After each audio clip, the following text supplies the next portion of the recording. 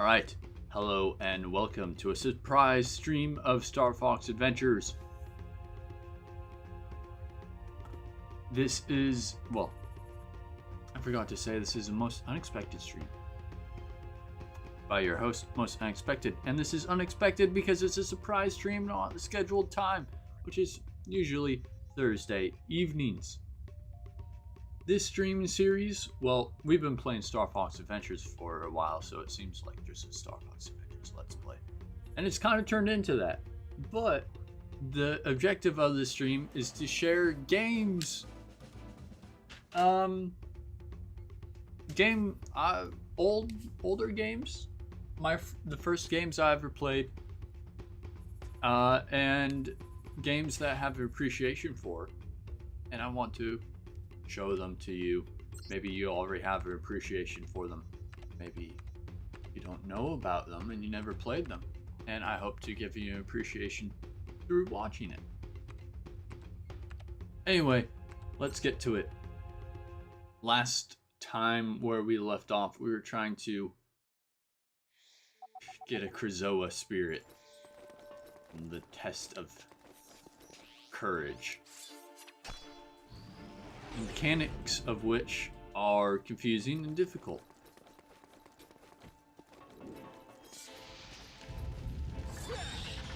And have been the cause of much strife. No iframes when rolling? What is this?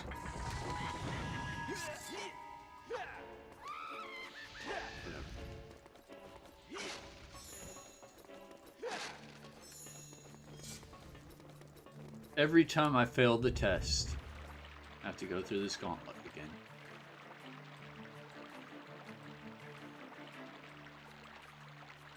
We'll see how long the stream is. I don't rightly know at this moment.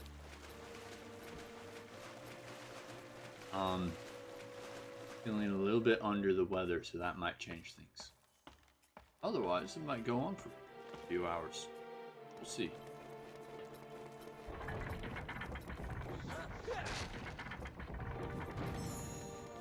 That's good enough.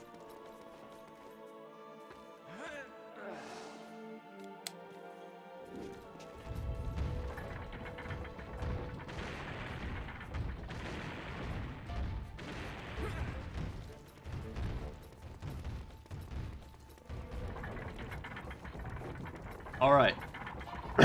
The test of courage. Again. Not exactly sure how the mechanics work on this. The test of fear. Okay, whatever. Stand and face your deepest fears. Keep the guideline within the green area. If you succeed, all will become yours to return to the Krazoa Palace. Now, my problem is I don't know if little taps or holding in a direction is better when I need to make big corrections.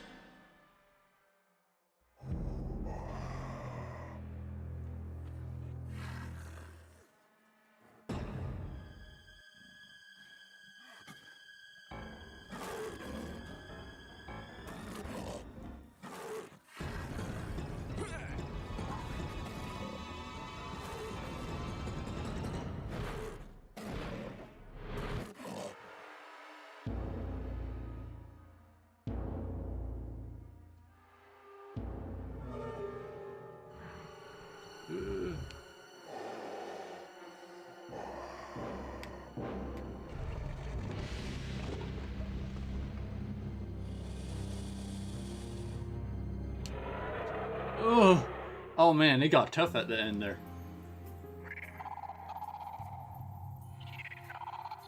I understand, Bryce. How many times did I try last time? The last stream? Oh man. That green bar. Stupid test. You did it! You collected the third Krazoa spirit! It will remain in your body until you take it to the Krazoa Palace, where it must be released. Oh man! Finally!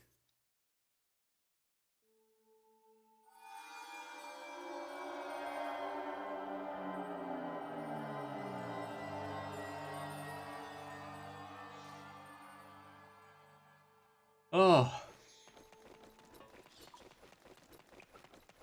Yeah, I didn't count how many times I tried that test. Ooh.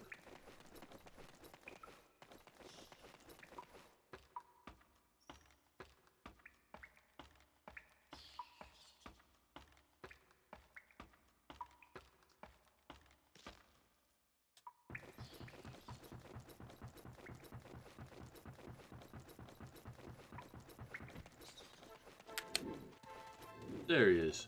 There's Tricky. Now, there's a triangle block I never found for this area. And apparently I don't need it. I looked it up on the official game guide.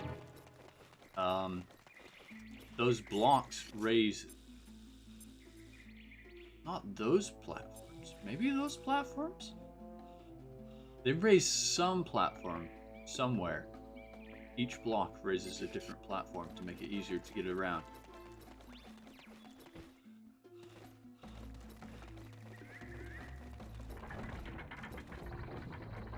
Now we're free. I remember that test of fear. First time I came across it. Well, one, it was legitimately terrifying to me, little kid. I think I made my dad beat it for me.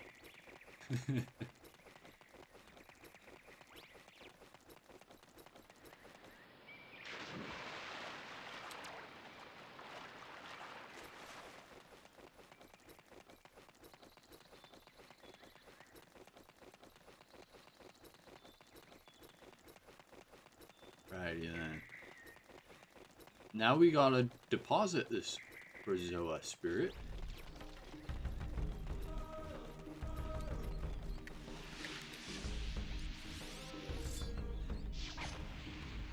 I missed. Oh.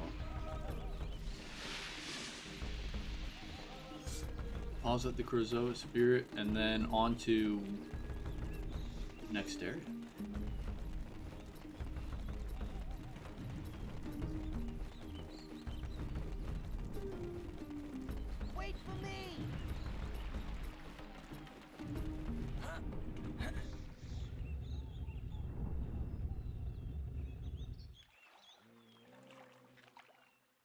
Are you ready to go to Krazoa Palace? Yeah, that test of fear. Like one, it's hard figuring out what the exact mechanics of it are, like how to push the line. Do you want to give it little taps? Do you want to hold it? Yada yada. And then every time you fail, you have to run that entire gauntlet again. That was a tough test. And, oh, I learned it. Oh, all right.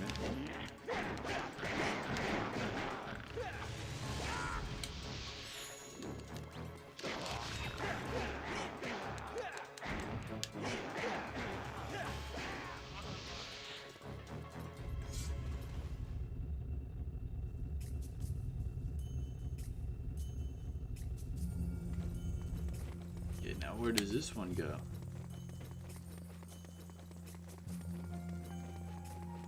Or do they all go to the top?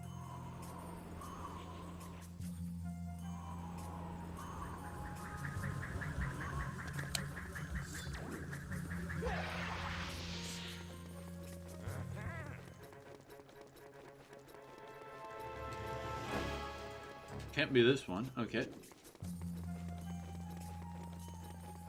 I'm thinking that I have to take a different way to the top every time. Something like that.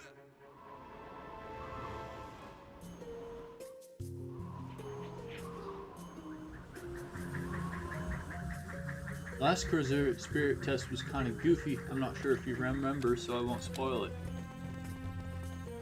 I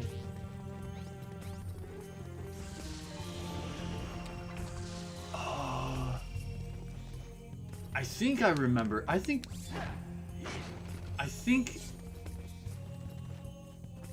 I think it gets solved for you, if I remember right.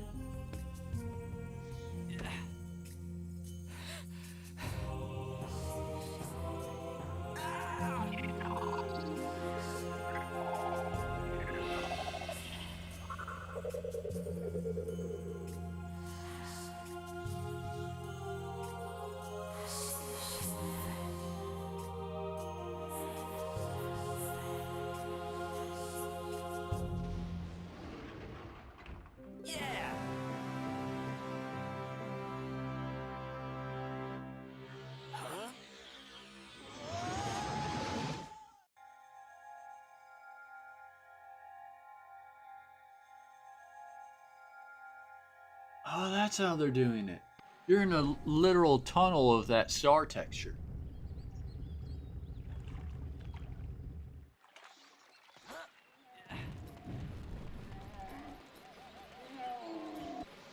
My eggs! They're stealing my eggs! Please help! Alright, we're gonna metagame this real quick. Let's get some energy for our staff. Okay, there we go. Now we will help.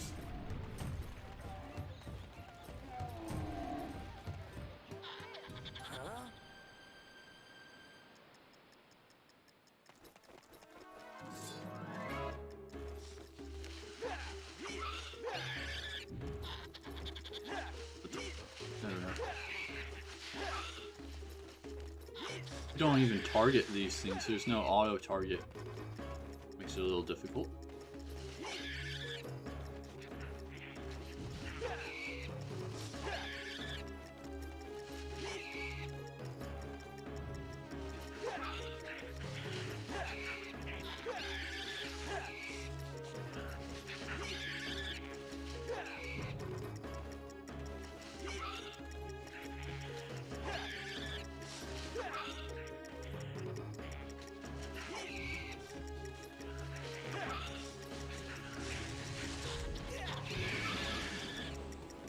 Hehehe.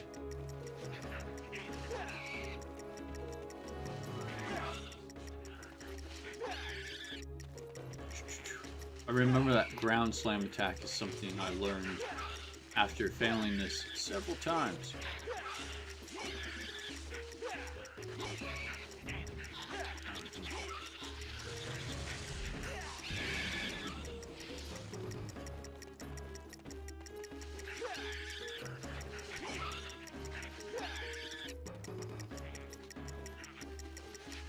Oh, they attack you.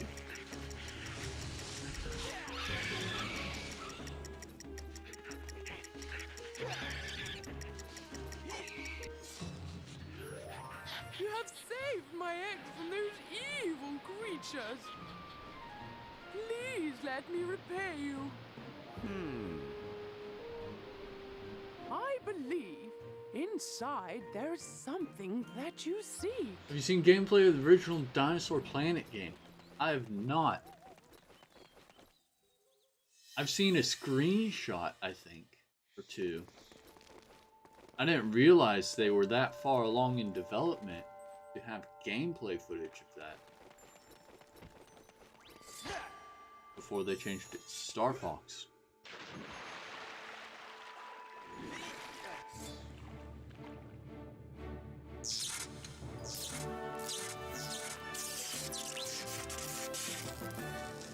You have collected the portal device. By using this power combined with your staff, you can open the portal doorways. Oh, what?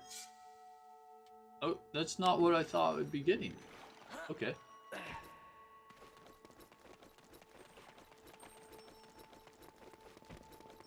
Huh. So if they were that far along in development before they changed to Star Fox, then I guess they would have had development issues. That might explain the weird story points at, like, Cape Claw.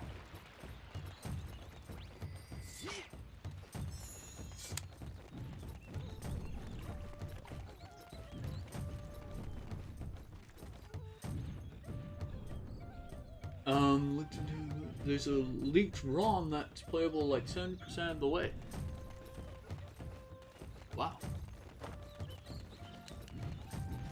Yeah, I'm gonna have to look at that then.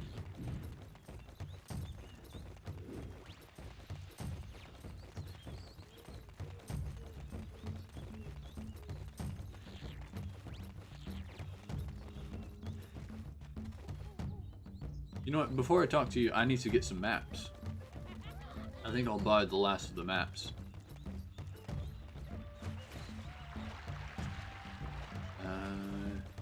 Oh yeah, and also, well, there's her new ability right there, open portal.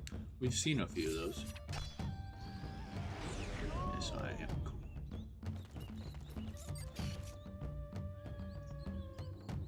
Where are you?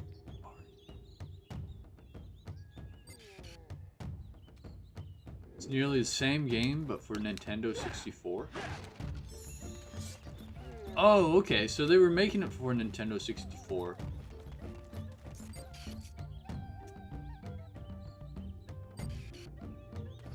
Nintendo checks it out. They go, hey, this kind of reminds me of Star Fox. Why don't we make this a Star Fox game? Why don't you make it for the GameCube too? Then, wow. I wonder if this had started out as a GameCube game, I wonder how different it would have looked. I'm looking for a little pterodactyl. Where is it?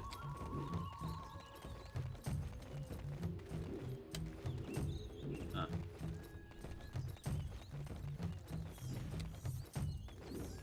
Maybe it'll show up later.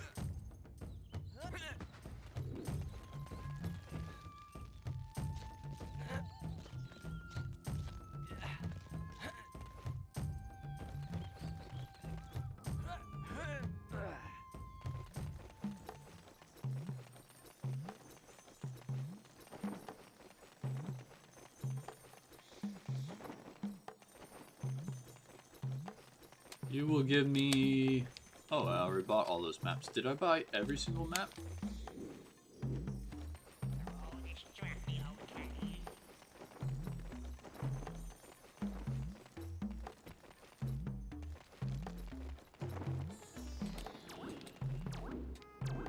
I guess I bought every single map. Okay.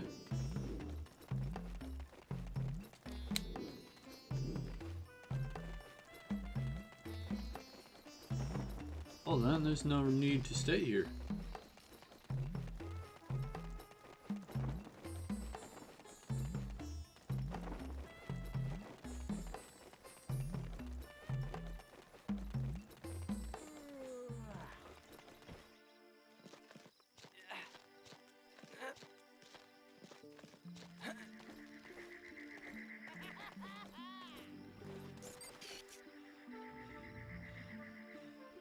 The moon moving. Weird how I never noticed that before.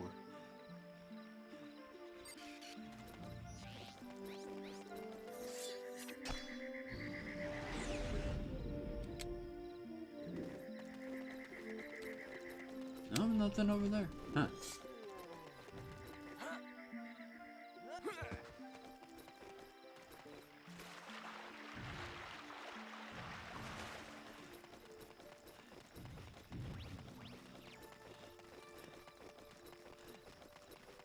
It's so nice to see you both. But I have some bad news. Son, your father has been taken prisoner within the walled city. Is he okay? Fox! We've got to help him. Quick! He's right, Queen. Point us in the direction of the gatekeeper and we'll rescue him. I wish it were that simple. You see, Tricky's father is the gatekeeper. Dad's a gatekeeper? No, that's all we need. Yes, and a wise one at that. When Scales came to our land, your father knew that the Sharpclaws would come for him, and so he hid his gatekeeper powers behind this sacred seal. I'm sorry, but I cannot break the seal. Maybe you might have some idea. Great. There's landscaping getting awfully close right now.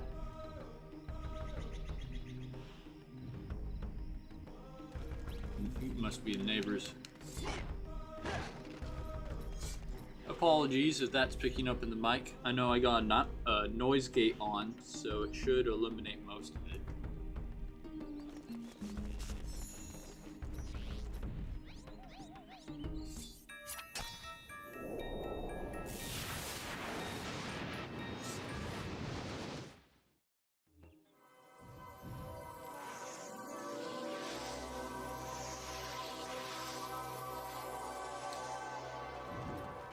Yeah, that's what it seemed like, didn't it?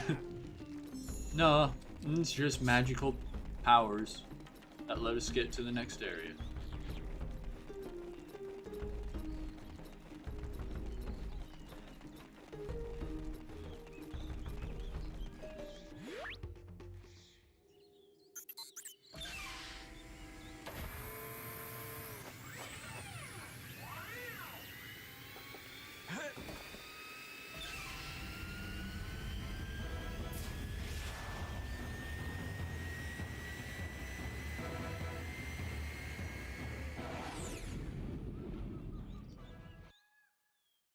Alright.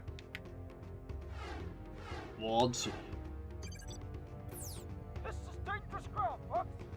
Walled City was once the Earthwalkers' home, but it's been overrun by the deadly Red Eye tribe. General Scales has imprisoned the King Earthwalker within its walls. You must rescue the king and find that spellstone. Hurry, Fox. Those nasty beasts are mighty hungry. Let me out. Oh man, so many memories of this place in particular. Fly through 7 gold rings to open the gatekeeper's force field. Feel like I spent a lot of the game in this area that we're heading to. Whoa, those kind of just popped in. Oh, I missed that ring.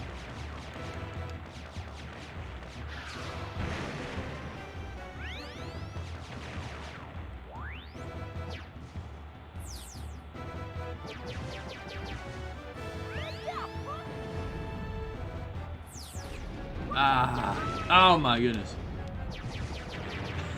Ah, once you start crashing into something, you crash into everything.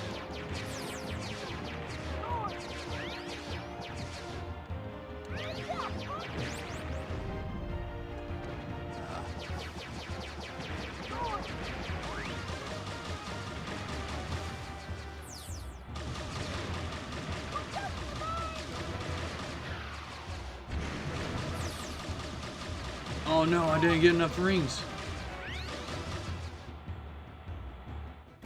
You failed to get all of the gold rings. The force field remains closed. You'll have to try harder next time.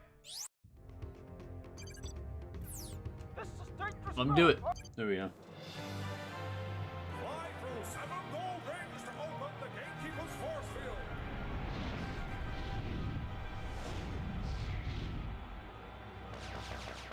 Yeah, this time we can't miss very many of those gold rings. They're not very forgiving.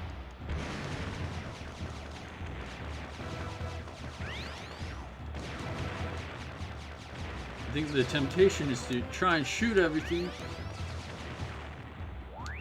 instead of focusing on those gold rings.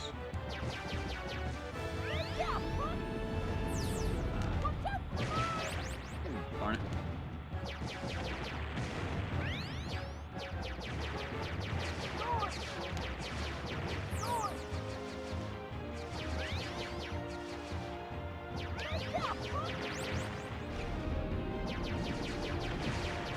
Oh, there's the ring! Ah!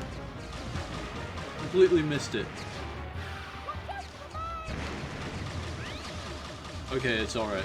I got enough rings.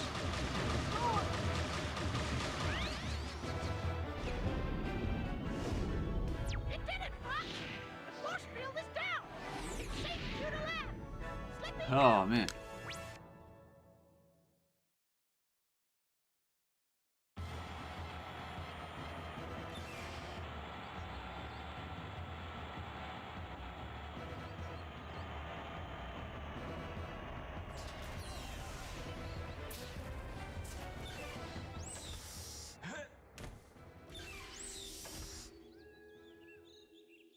Do you see those cloud runners? Interesting. Oh, there.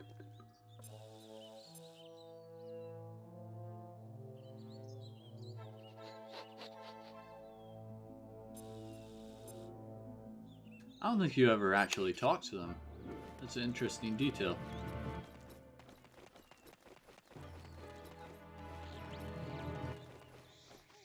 Our king is being held within the temple.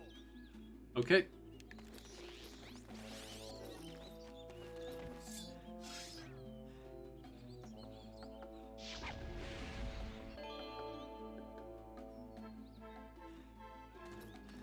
Step 1. Looks like we gotta light all 4 of those.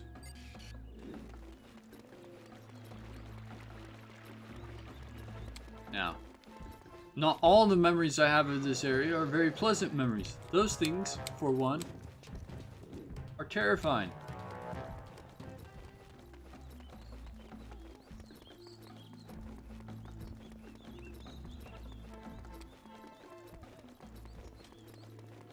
I guess we wandered too far.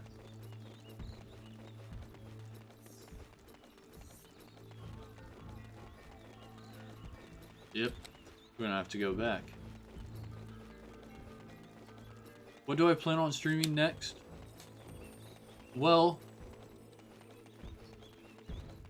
so I have a lot of options, but I'm gonna do a one-off next stream before the next game, and basically it's going to be, is it going to be a one-off, or am I going to keep on playing it? Decided on if it's engaging, if people enjoy it, because if they don't enjoy it, then I'll just move on to the next game.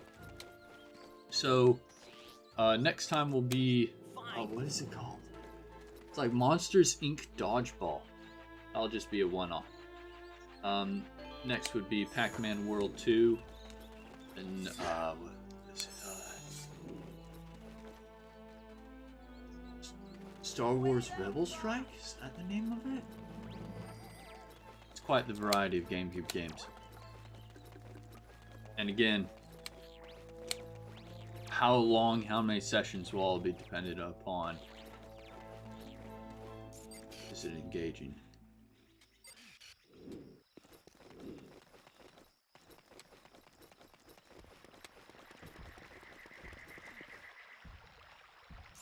Are the other ones going to be in trees too?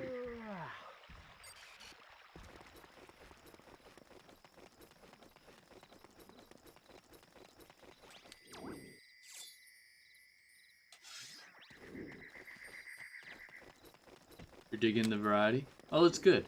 That's good. I was a little worried about that.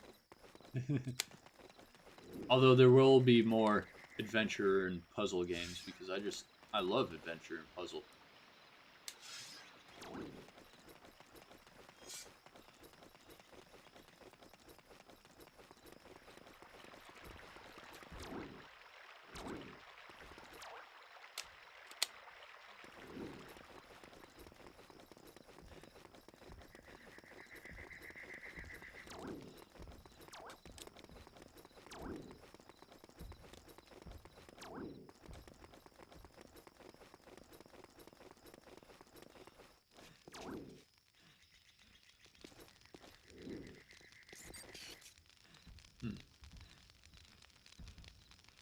Metroid? Oh yeah, definitely. Metroid Prime, that's what we'll start with. Do we even go up this, or are we blocked? Yeah, we can go down in here. We'll start with Metroid Prime. Because that's the first Metroid I ever played, and it's GameCube.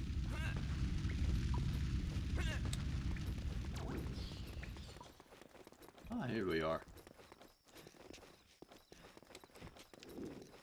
We'll eventually get to Metroid Prime 2. But that's too far out for me to plan. And speaking of Metroid Prime, we'll start with the GameCube version, and then we'll transfer over to the remastered, just because the remastered looks nicer, by a long margin. But I do want to show off how amazing the GameCube version is.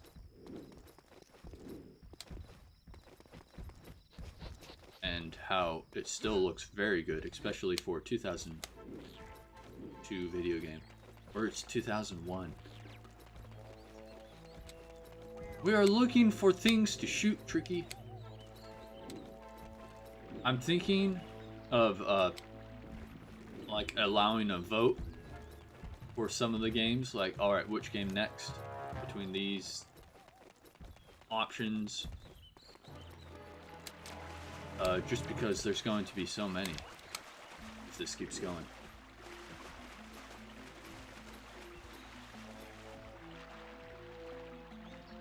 Oh, your Wii died halfway through Metroid Prime 2? Yeah, that sucks.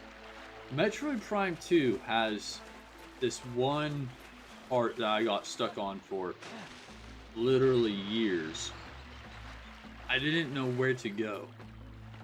And it wasn't until I had a Wii and I could play backwards compatibly on the Wii that I finally beat it.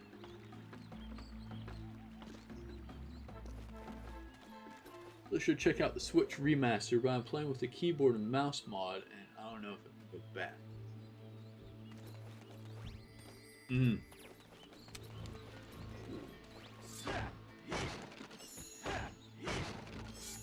Yeah, that's a good point. Actually, my favorite version of Metroid Prime is actually on the trilogy for the Wii and Wii U. And you can basically play that on the remaster. You can use the same controls, except without a Wii remote with Switch controls instead. But the trilogy is such a great bang for your buck. Unless the price of the trilogy has gone up, although you get it digitally for the Wii U if they still have the digital Wii U shop. They might have closed that. However, it was a very good deal because you got all three of the Metroid Prime trilogies into one game.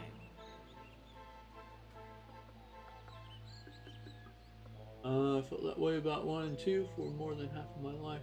3 was the only one you made serious progress.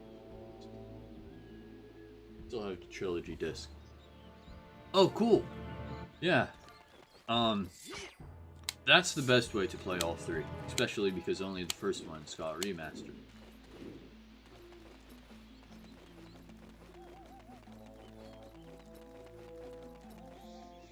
If I could get to the beacons, I know I could free our king. Okay, so that's what we're doing. We're freeing the king right now.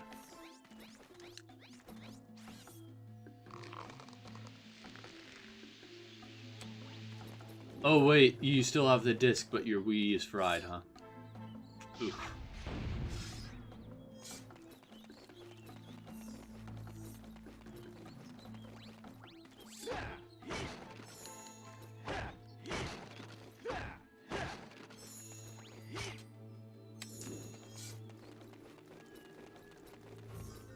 The Wii U is also backwards compatible, by the way, so you can play Wii games on the Wii U.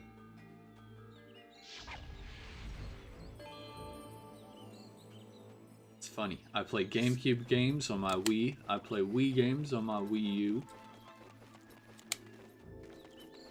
And where'd Tricky go? Where did he go?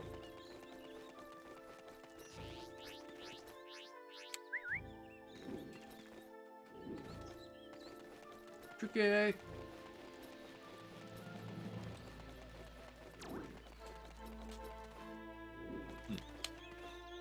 Oh, there he is. So far, every target has been on a tree. So I guess we gotta look at all the trees. You have modded Wii, but just emulating the trilogy with mouse and keyboard is awesome. Ah, okay. Did you get a Wii U mod? It'll be the ultimate Nintendo machine.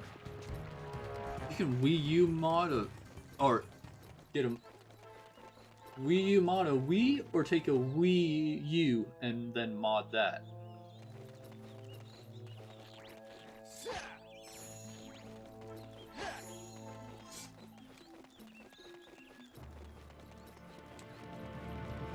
check that tree, have I?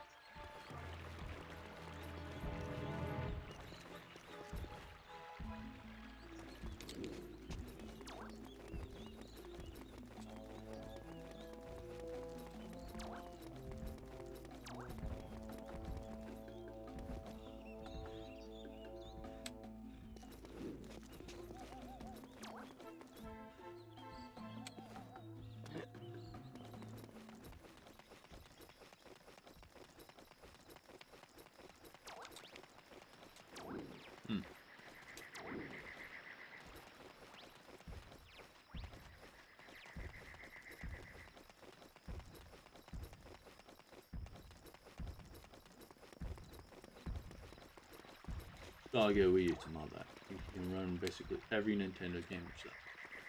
That'd be amazing.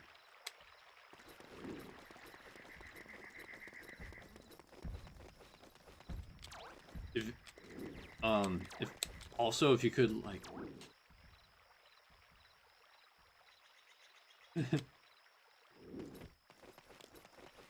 oh, that looks promising. Oh, but we can't cross. Gotta find a way to cross.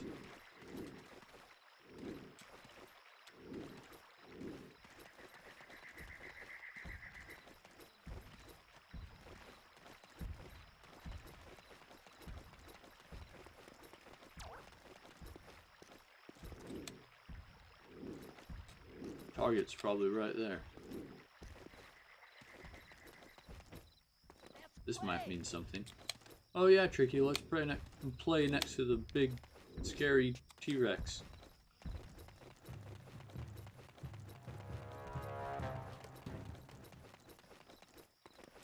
Not here. Alright, there's a cave, right? There's a cave.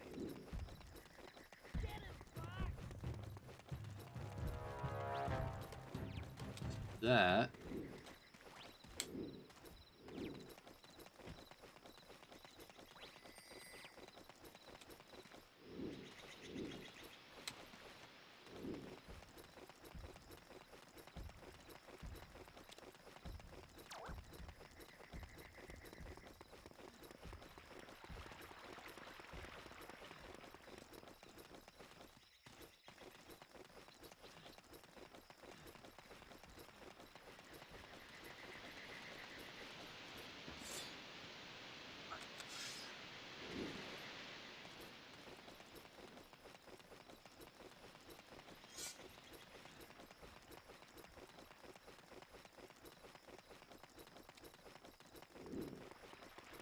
So far, those guys have been standing next to every target, signifying where there is a target.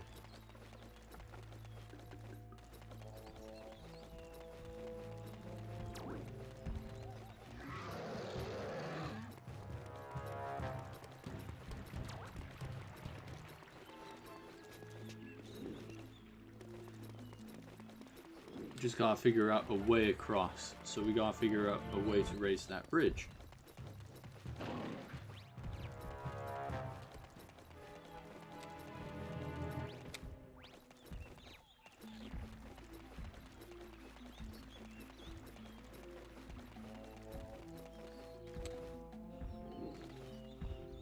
This might mean something. Okay, there's no cave underneath. Alright, let's see.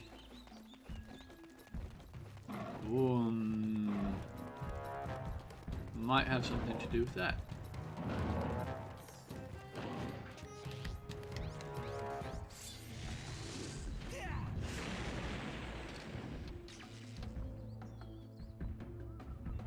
It does. Okay. Gotta be fast.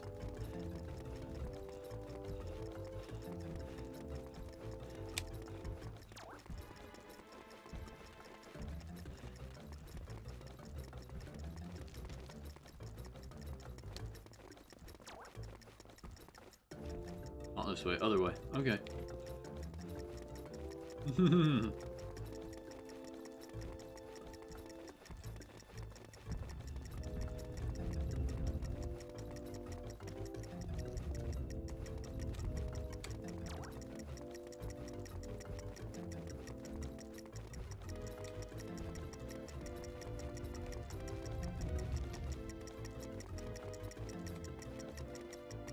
shoot. I think we went the wrong way.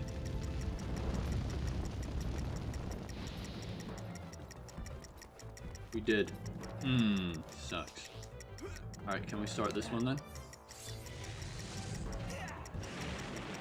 No, we'll have to wait.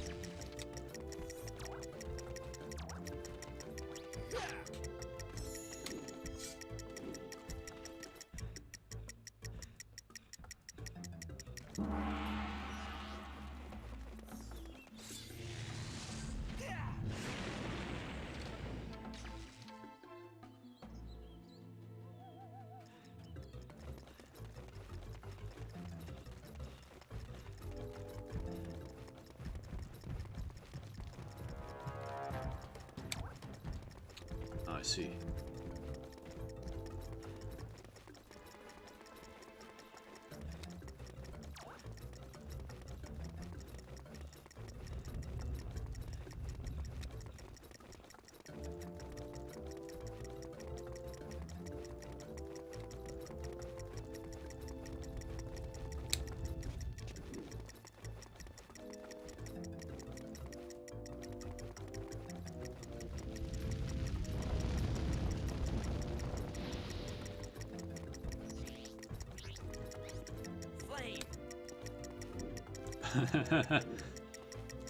I was worried there that Tricky wasn't keeping up.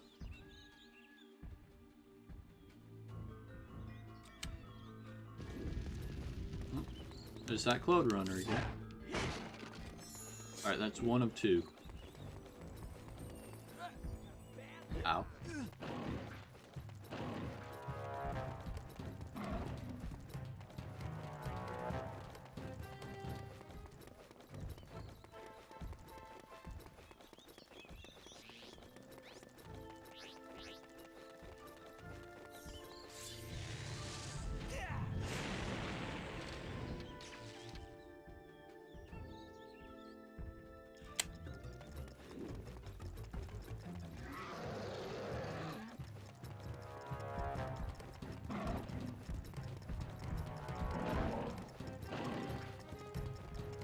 Yep, those things are still pretty scary.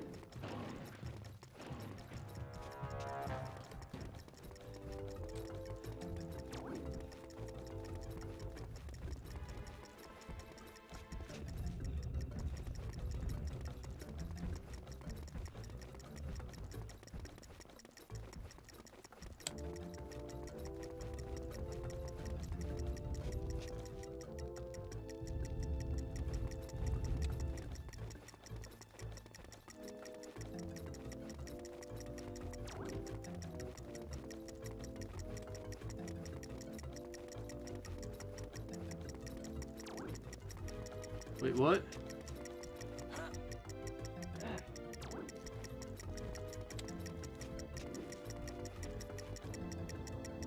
What? This is red. Hold on, where's blue?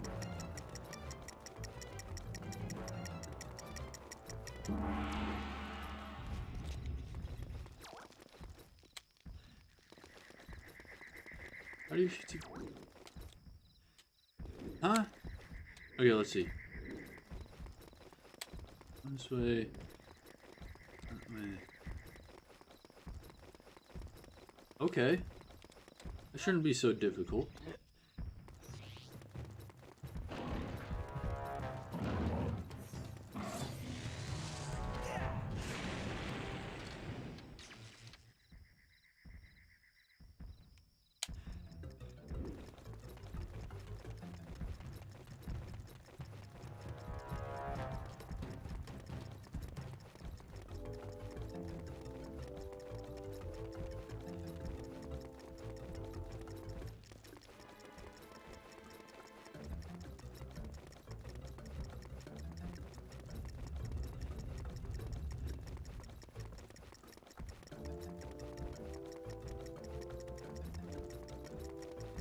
Here we are.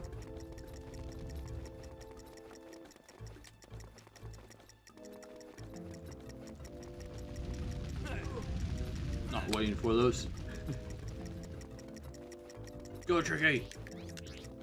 Flame!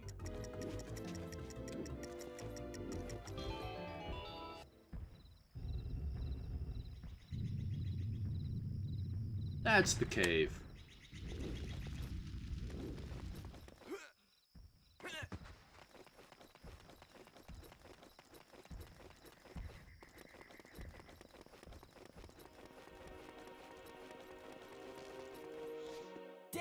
Dad, you're okay. Tricky, my son. You don't have to worry about me. I am the king. Ah, the famous Star Fox, hero of Dinosaur Planet. Yeah, that's me. And before you ask, no, I haven't got the Spellstone, but I do know where you could look. To enter the lair of the Red-Eye King, you must first find the two sacred teeth. Not an easy task, as they are protected by the very life force of the Red-Eye tribe. Locate the magic cave. The answer lies within. A magic cave.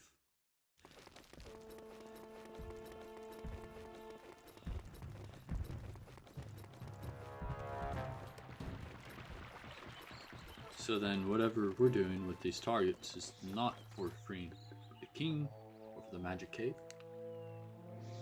Look for other Earthwalkers. They will guide you on your quest.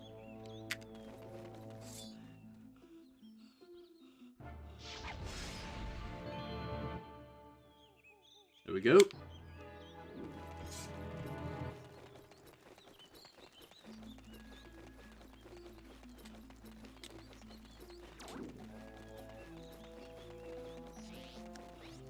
Flame!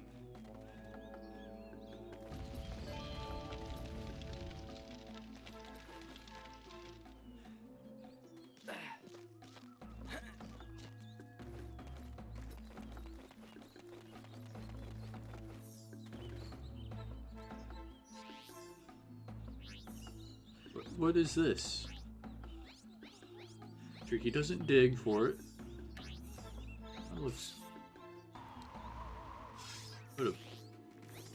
Ah, okay. The texture looked off to me.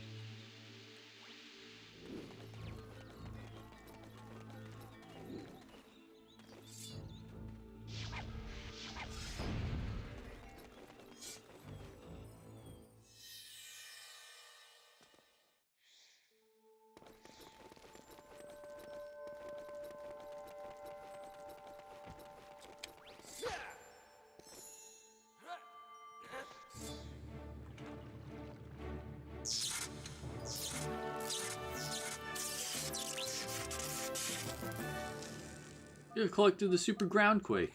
With its upgraded powers, the Groundquake will now knock over even larger bad guys. Access the C inventory and press A to use it. You can also assign it to Y for instant access.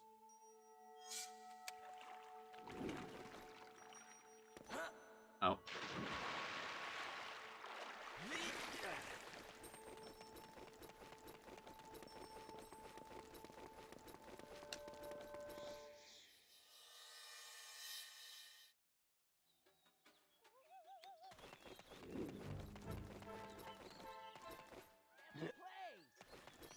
Always play, play, play with you. Go get it.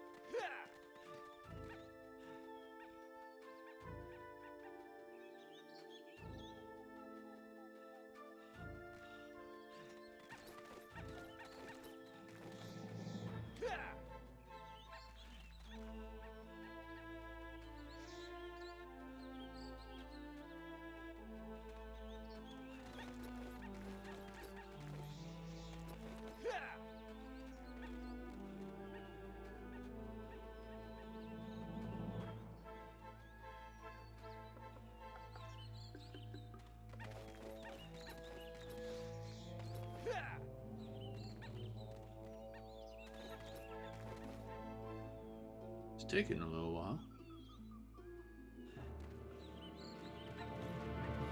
Still.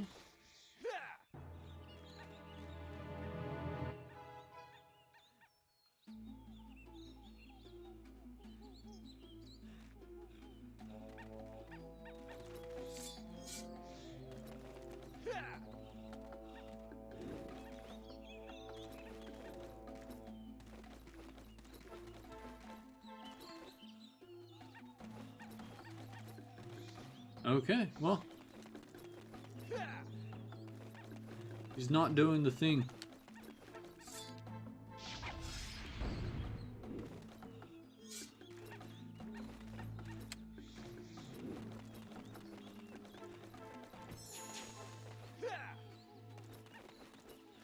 Sound a little close to it.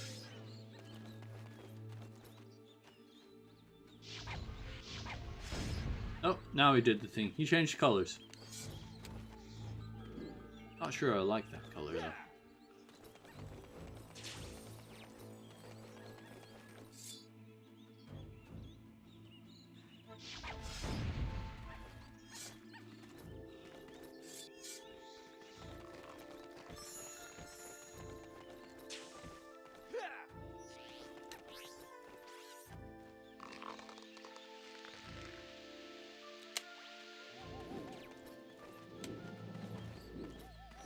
One of the problems with playing with him, Go get it.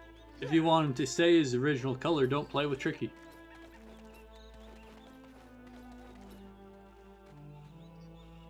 Now he looks like Barney.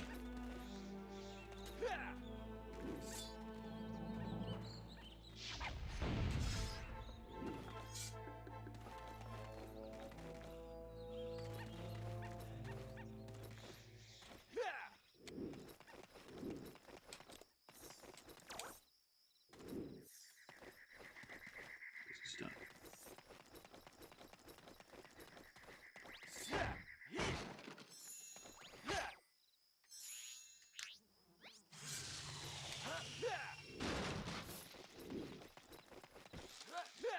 Is that it? The whole reason for that little secret cave? Go get it.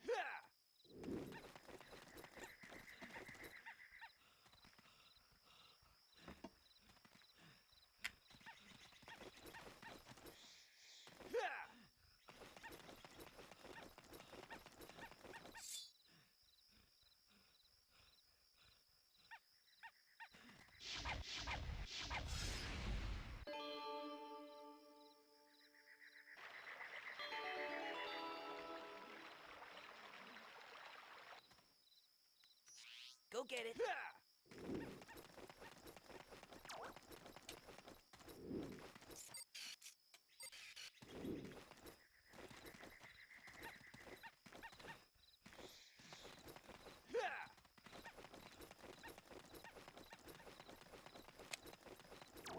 Now this thing requires us to kill all the red eyes. So we're not going there yet. Got the ball, Tricky? No, you didn't. Go get it.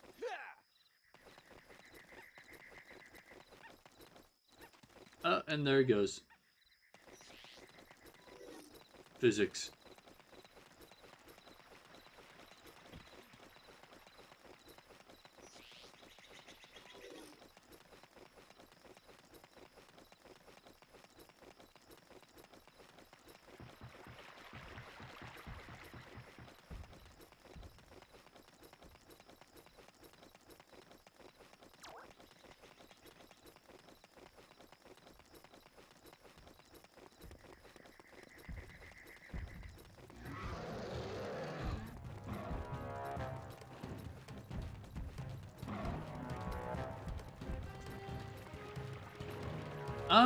I don't think it does anything but change his color.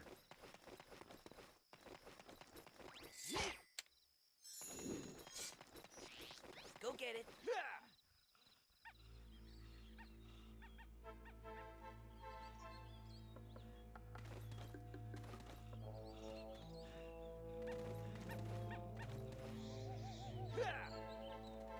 We'll see if we can get him to change his color again.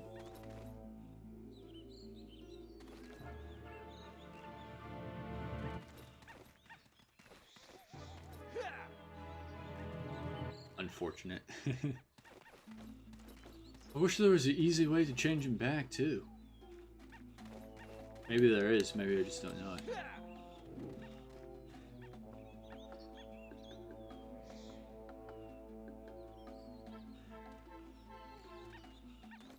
Now he's green and blue.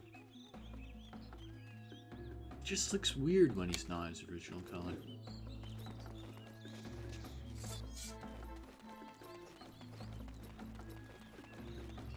Alright, back to the thing.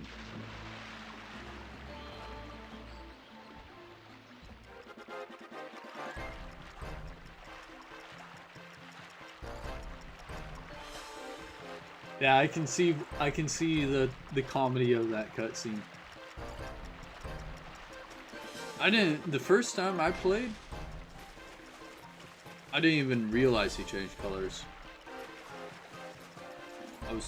It took me a while to put 2 and 2 together.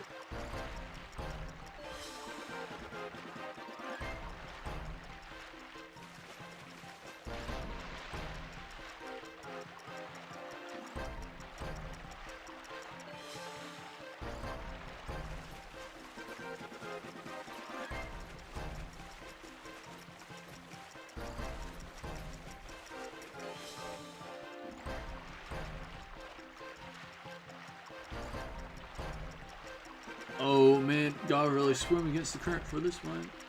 Did it? I think we go faster in the water than we do running.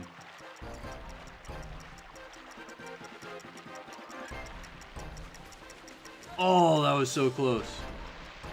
Ah.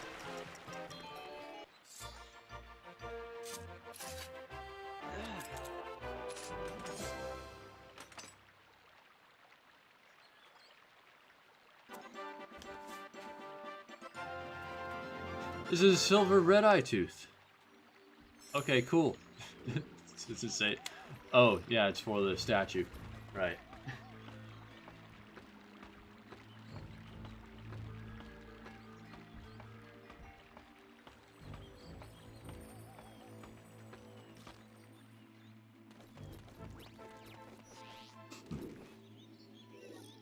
I think the reason for the weird colors is, well, kids game. Except it's not a kids game, it's rated T for teen.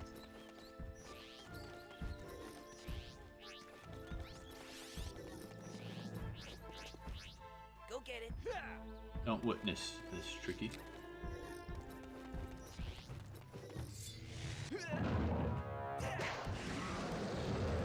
Get out of the way, Tricky. Don't witness murder. Oh, too late.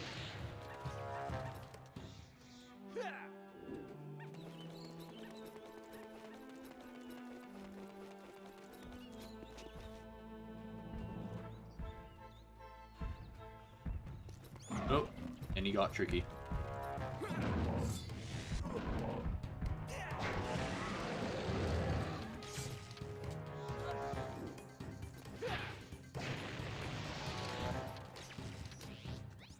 Play with the ball.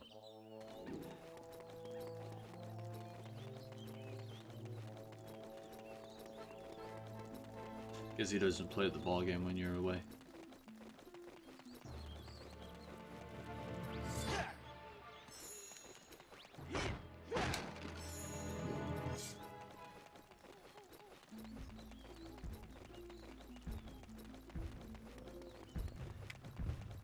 He can get you with his tail. These guys are dangerous, just killing them.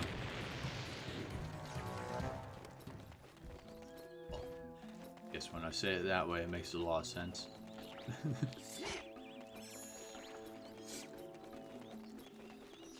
Go get it.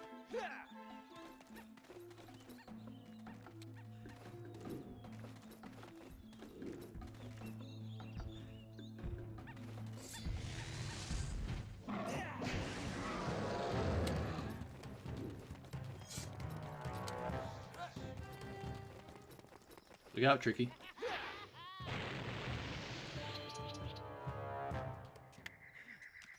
Go get it. Okay, that was... Oh, that's right up there.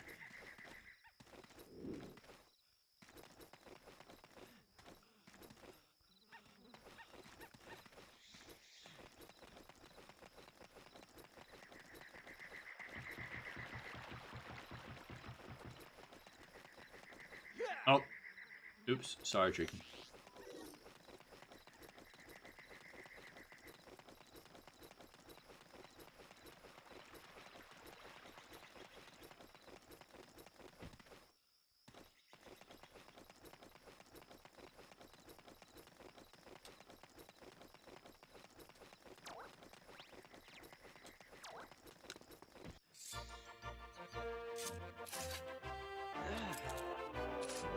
Yawn on me, Tricky. Making me yawn. This is the gold red-eye tooth. Yay. It doesn't even say you need this for that. This is gold red-eye tooth.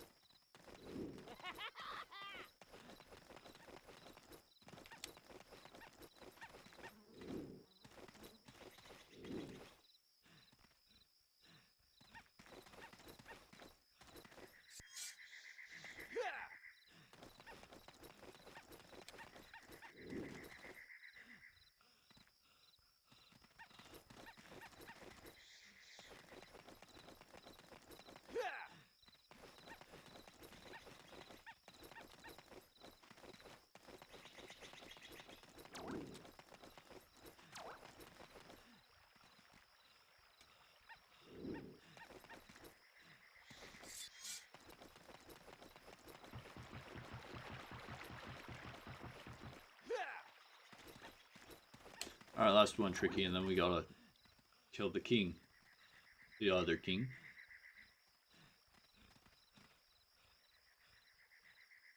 Okay, well.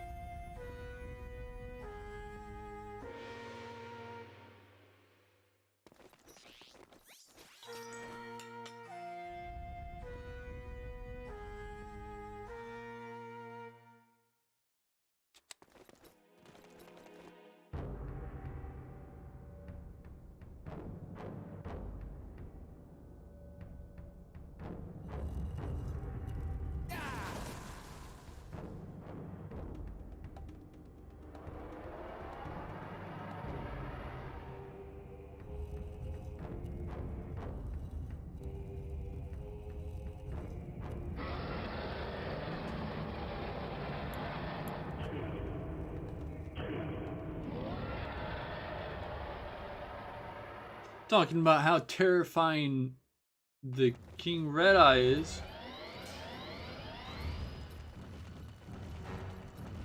Oh shoot, he goes this way.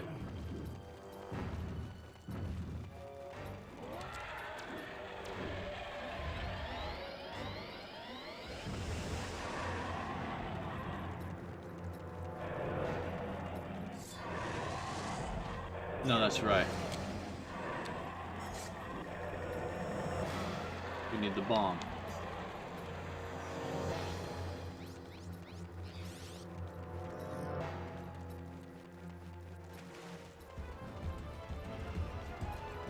Objects in mirror are closer than they appear. Eh?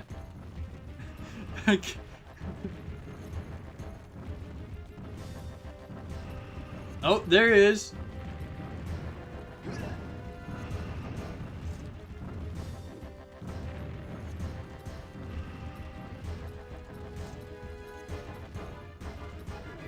Played any of the Harry Potter games? No, actually.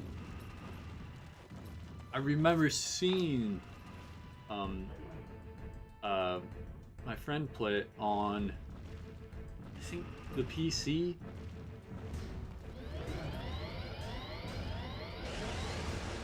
Oh, uh-oh.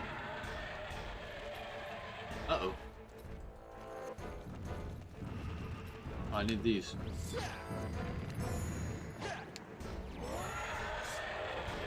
Just wait here.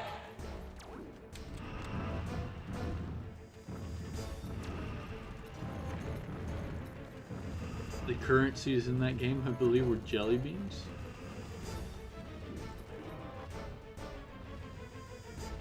Yeah, I wasn't very big into Harry Potter. Although, I guess that didn't really matter for the games I played. back then. Back then, you just grab whatever looked interesting at Blockbuster and play it for a little bit. Oh, I'm too late.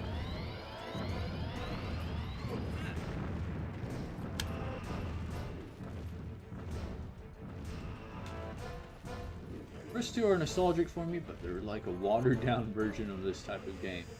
The ones on PC, PS2, anyway. Other versions are whack.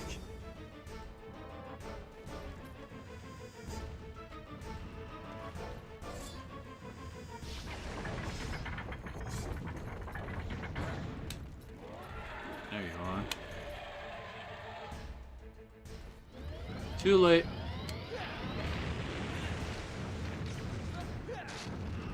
Gotta get that timing down.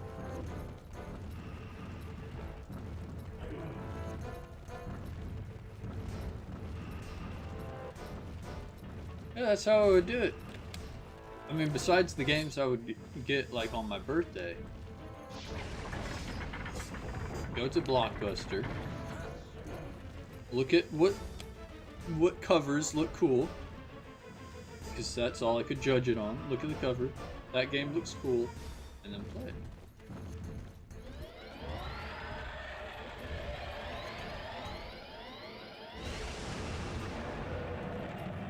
Take that.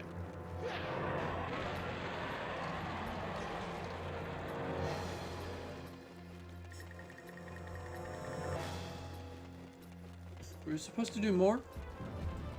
Next time I'll look and see if there's more. I mean, I don't think we can do much more than a bomb.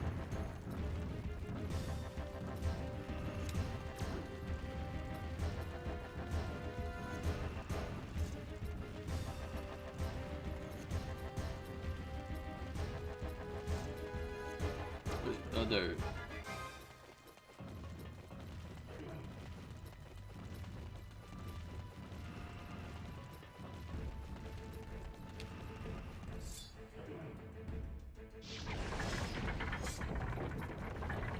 This boss is scary.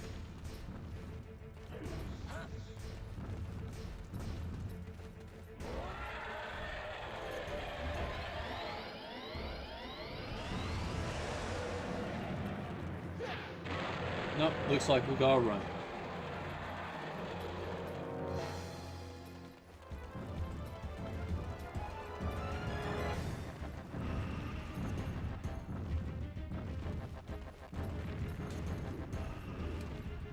Where to?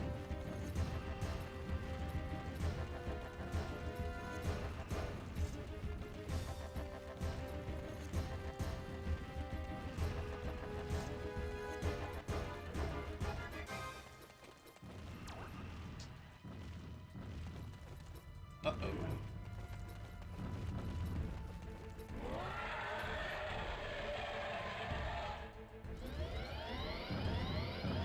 Oh, that was close. Alright, alright.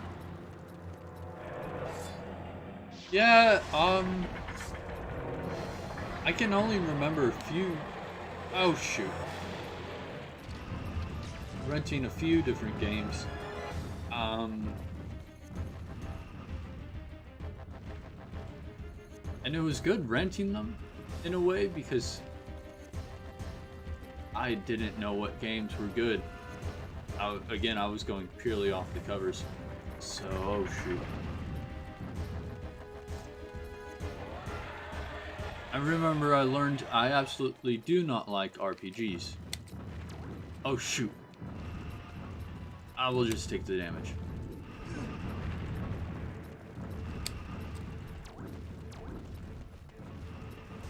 Like, wait your turn kind of RPGs like Pokemon. Or Final Fantasy. Well, Pokemon's okay. I like Pokemon. But I don't like Final Fantasy type games. I remember like renting a game at Blockbuster. Oh, what? He changed his behavior.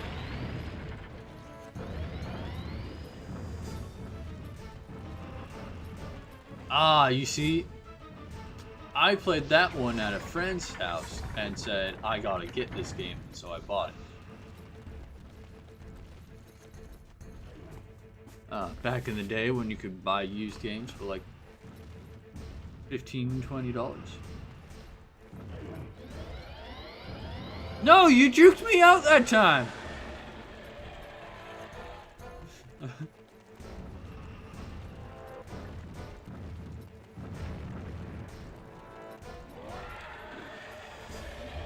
Alright. Why'd he sprint around a corner one of those times, though?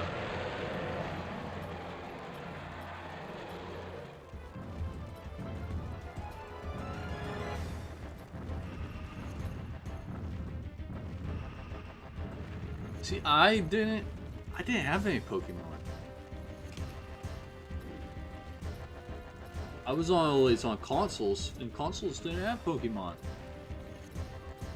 And then when I finally did get a Game Boy Advanced, there were no new Game Boy Advanced games.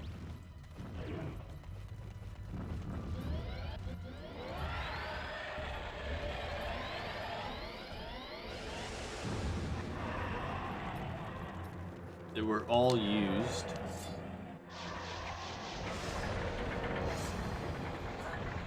So, and then people wouldn't get rid of their copies of Pokemon.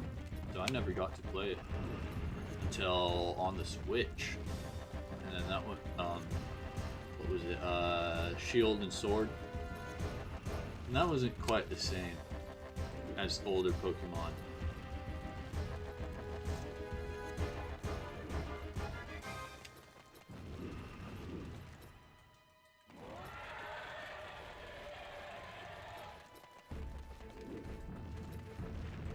Shoot, he's just sprinting around the car!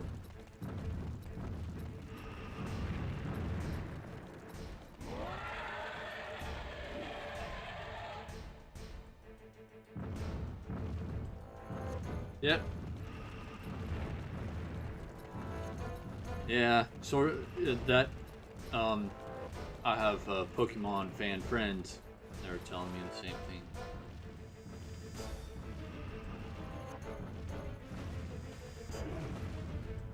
Roar? Yes, you're going to roar.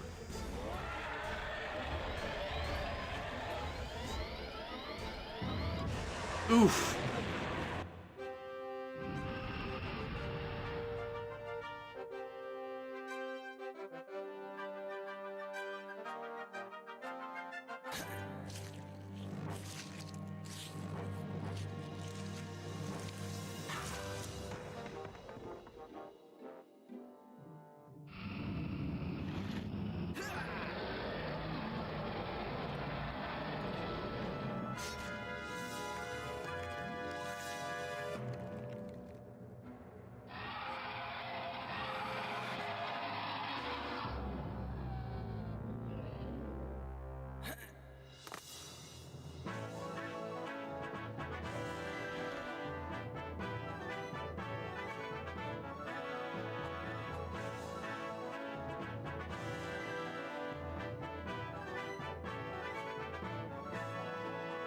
G14.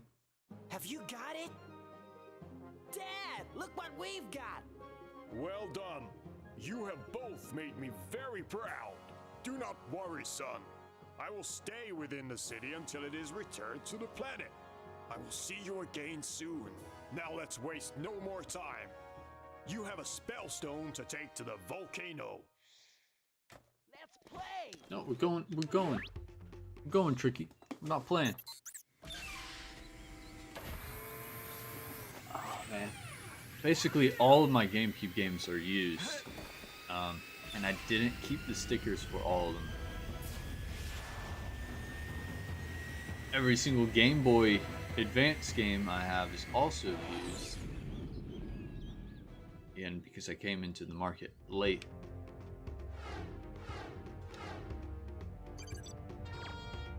The King Earthwalker is very grateful, Fox. You saved him from those blood-crazed red eyes.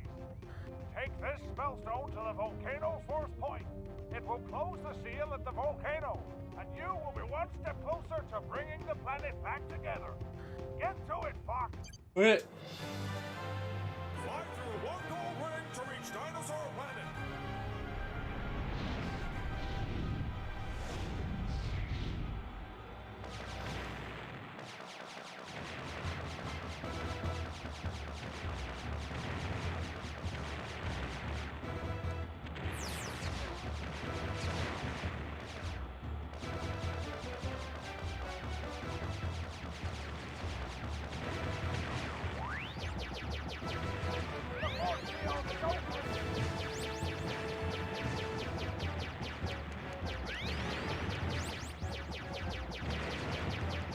Once upon a time, I thought... I only need one, though. Once upon a time, I thought I could, remember the order that I got all my games in. Now, I cannot. Now, I have no clue.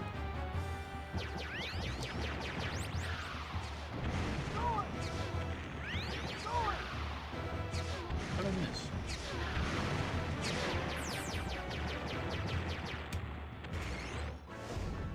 You did it, Fox! The force field is down! It's safe for you to land! Slip me out! But Game Boy Advanced in particular. You got a cutscene? No. Okay. Game Boy Advanced in particular. I was given a used one, and with all those games, which was what, 4 of them, and then afterwards I would buy used ones at GameStop, and I don't. Emulation would be the only way I'd be able to stream those. Go get it. I'll have to consider that. Kind of upset never got this far into this game as a kid. The part that I got stuck on was finding the well at the beginning. Oh no.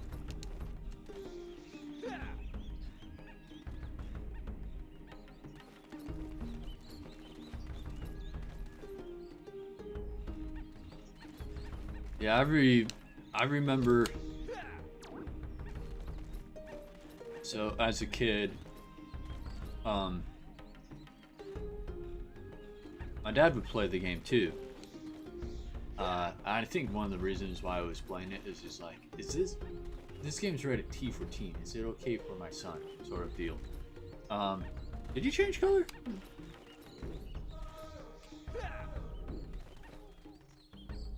Super make a Nintendo nerd for a bit, and I had 4 GPAs as a kid. Still got 2 of them. Oh wow. But so like I remember as a kid like talking to my dad, like sometimes he'd pull ahead of me because I'd be stuck on something for a long time, asking him, how do I get past this?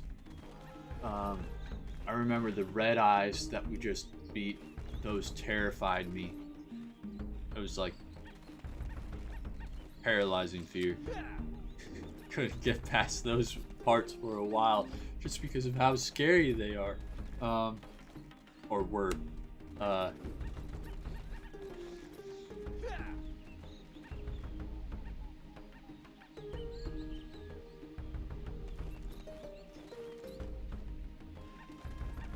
then the next area, Dragon Rock, was not so fun.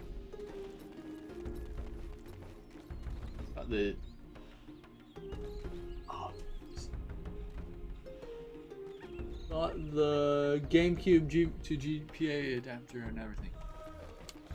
I got a third-party one of those actually. Does it work with the Wii though?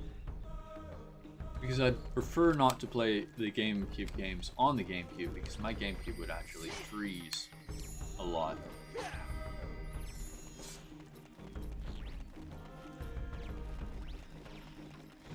Yep, that's the way we want it.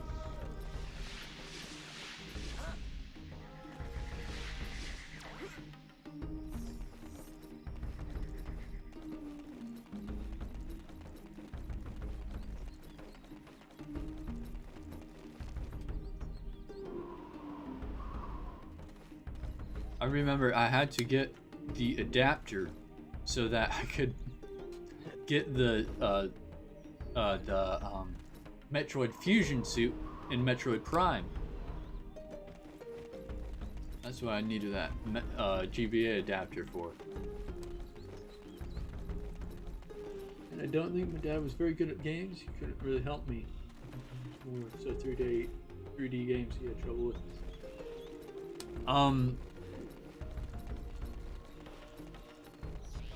It took my dad and I a long time to beat this game.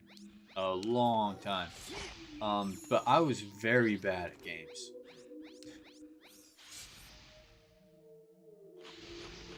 I'm stuck.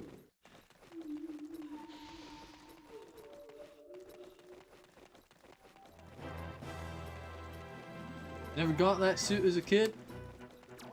Well, again, it took me until I got a Game Boy Advanced, which was a few years after I got Metroid Prime. And then once I had a Game Boy Advanced, it took me a while before I got Metroid Fusion. No, wait. Or did I already have Metroid Fusion when I got the Game Boy Advance? I can't remember that. No, I already had Metroid. I got Metroid Fusion with the Game Boy. That's right. So then once I had the Game Boy, I had to figure out this adapter nonsense, which didn't make any sense to me, in order to get the Fusion suit in Metroid Prime.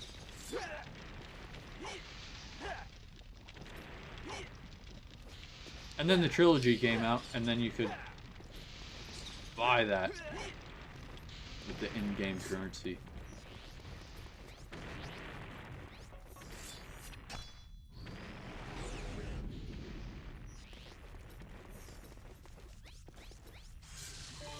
It's also the first time I played the original Metroid. It's through Metroid Prime on the GameCube, because there's a little option in the menu.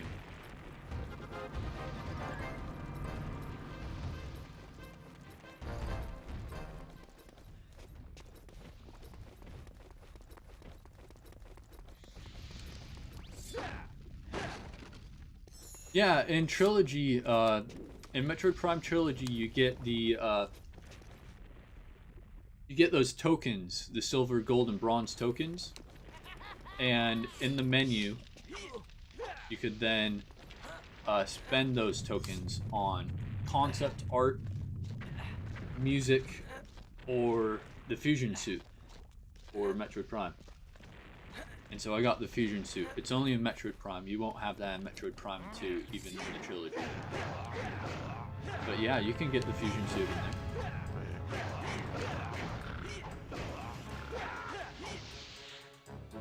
You beat...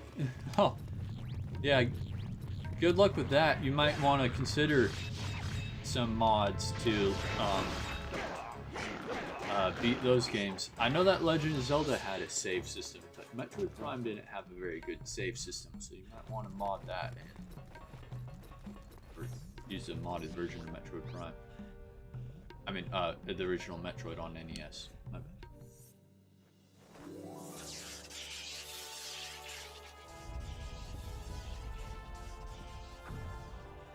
No, you can. I don't remember how the menus work, but you can use a token to get the Fusion suit.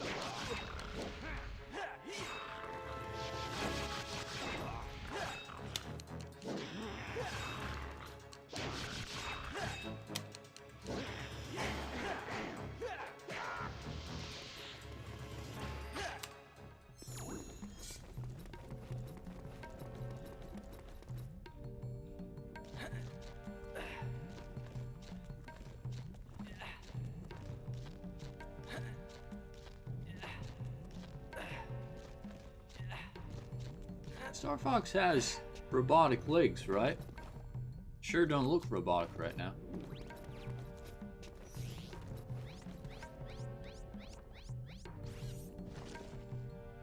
Yeah, NES Metroid on GBA, and I tried it for a good bit.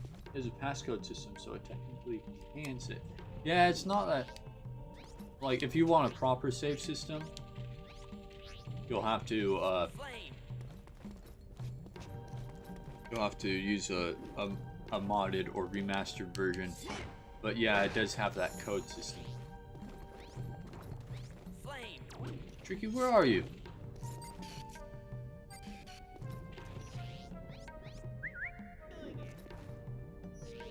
Did he say hell yeah? Flame.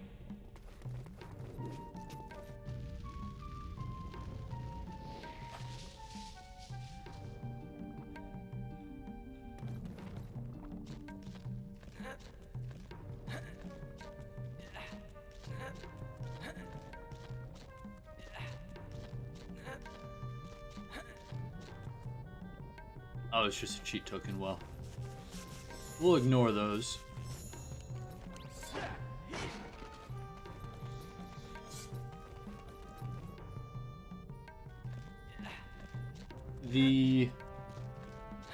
It's either the official guide or the little booklet that comes with the game tells you what all of the cheat tokens do.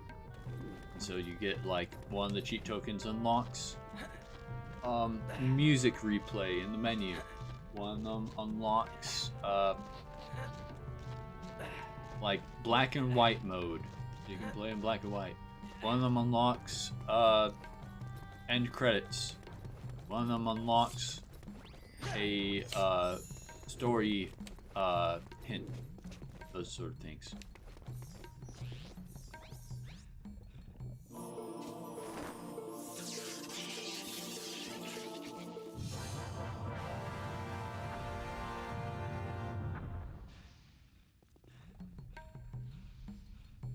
You activated cheat tokens? So once you buy a cheat token, you gotta take it to the maze, and the maze that the warp zone guy has. You gotta go to that maze and drop the cheat token in the well there to activate the cheat token. Yeah.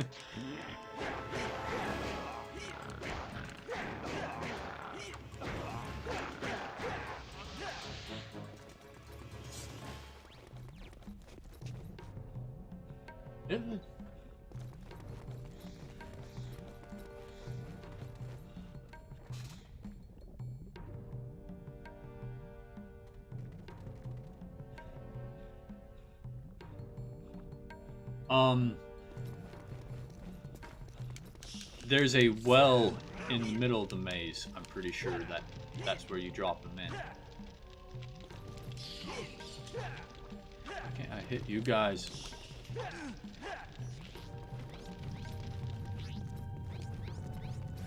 that.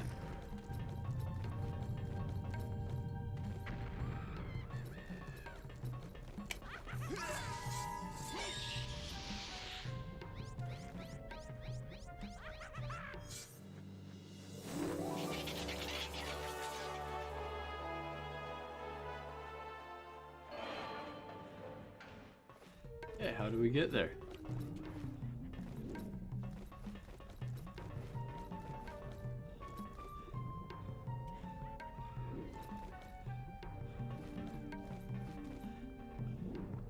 Down here.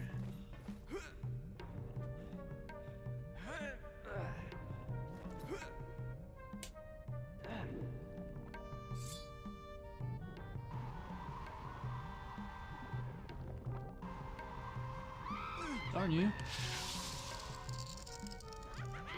not giving up, are you?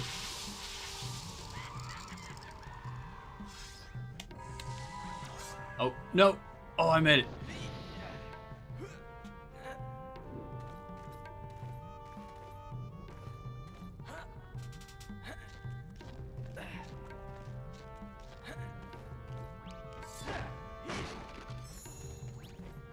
You know, now I think about it, maybe after you use the cheat token, there's like a menu at the main menu that you gotta go to. I'm not sure, because how do you deactivate a cheat. If you drop a cheat token in a well, does it spit it back out? Or do you have to use some menu?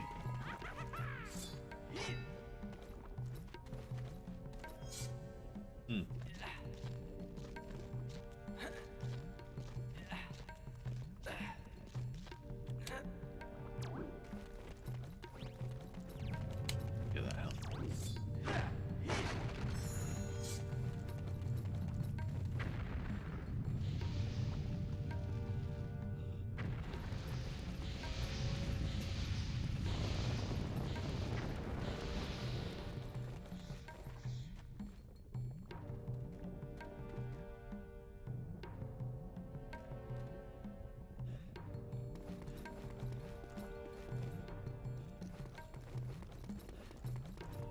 Oh yeah, gotta do the thing.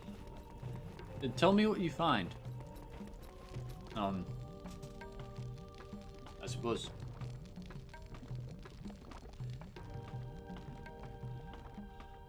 Because I can't remember if there's an extra menu after that or not.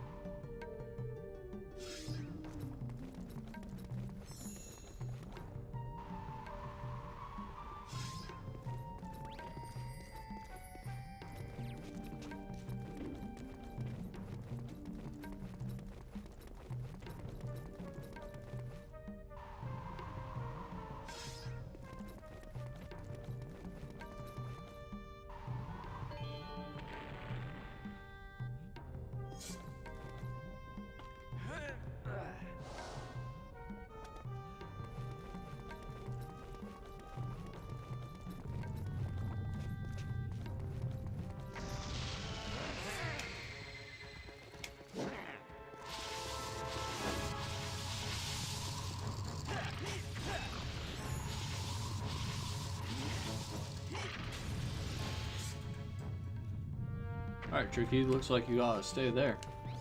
Stay.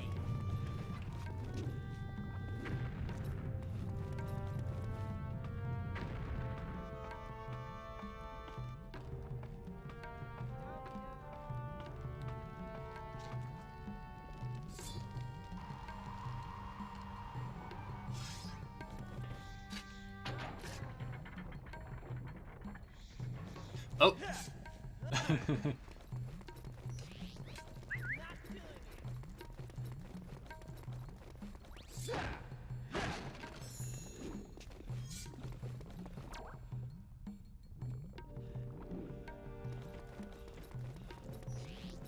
Stay.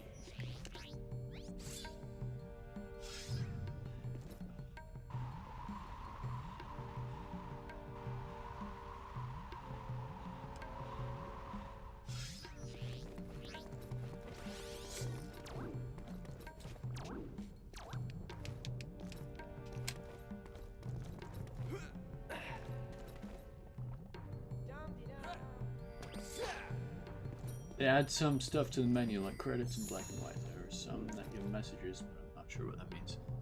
They're like hints as to what's going to happen in the story.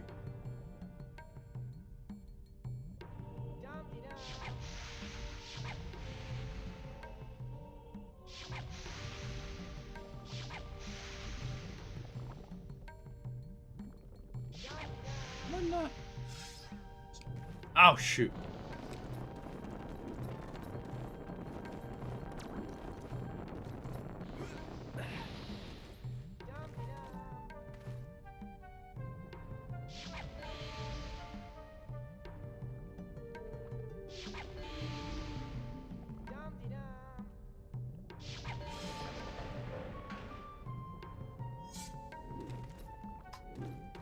They call them fortunes. Those messages, like, you know, fortune telling.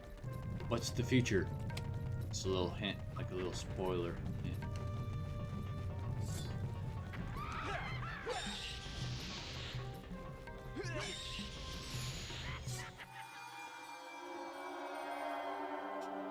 One translates to Dino language.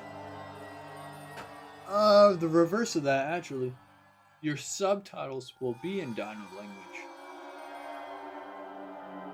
I don't know if the audio will also be in Dino language, but the subtitles will be, instead of English, you'll get Dino language subtitles.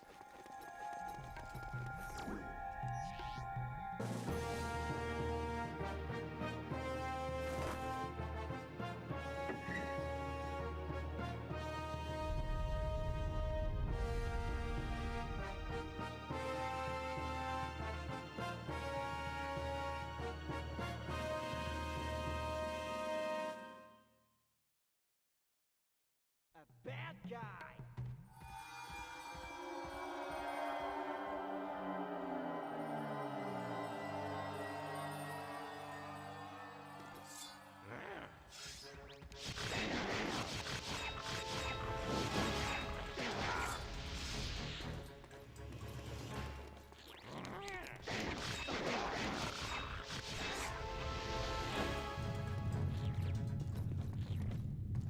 Just breezing through this right now.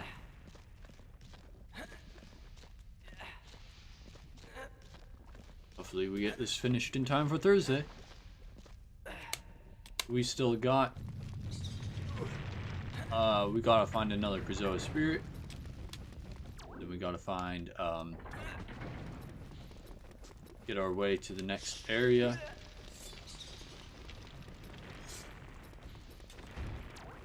Where even is the next Krazoa spirit? I can't remember.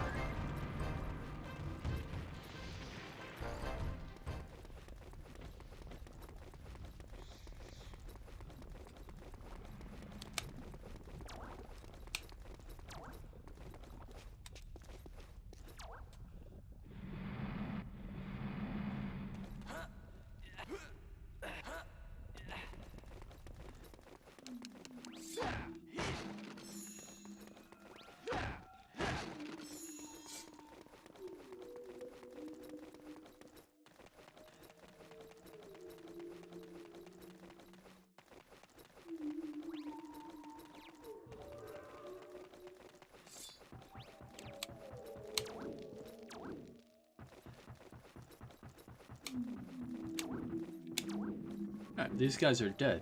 Then how do they send barrels after me?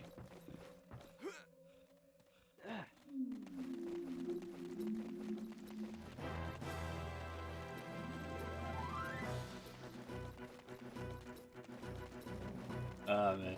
That bad guy got me too. I didn't... Wait for me.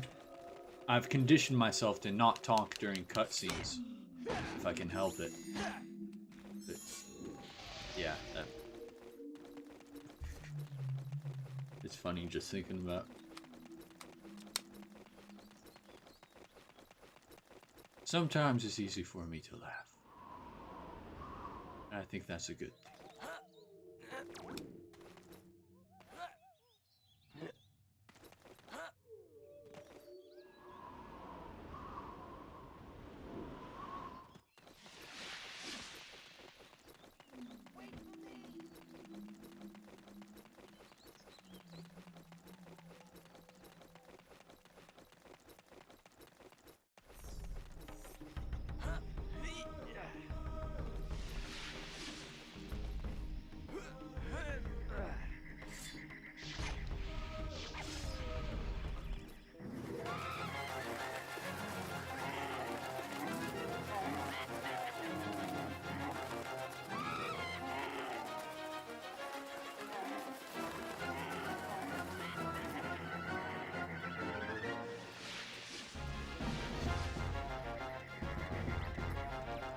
What's going on here? Where are all these? It showed all these guys came from the well. We were in the well. Things weren't so bad down there.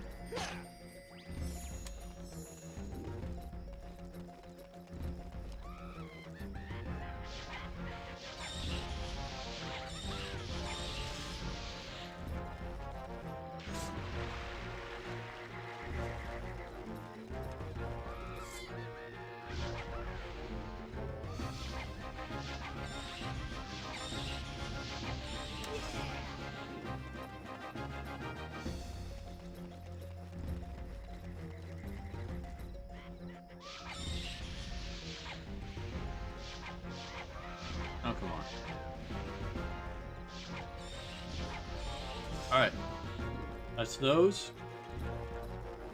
Some over there.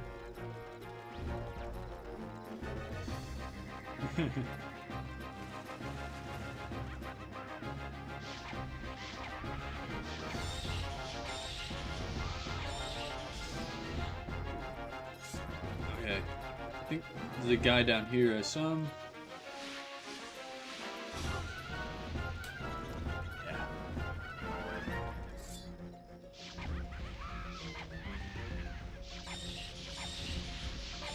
Once again, you come to the aid of our tribe. You are a true hero, Fox. Look, fella, I'm not paid enough to keep getting you guys out of trouble. But I've got this for you. Yeah, well, thanks. This is a large scarab bag. It holds 200 scarabs. Now they've got the big scarab bag, you need to fill it with scarabs. Should be able to buy something shiny and golden from the store. Hope that helps you, Fox. Slippy out. I guess that hint would save you a trip if you knew what he was talking about.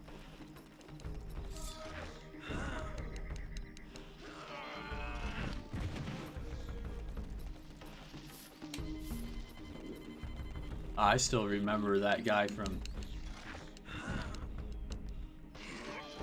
years ago.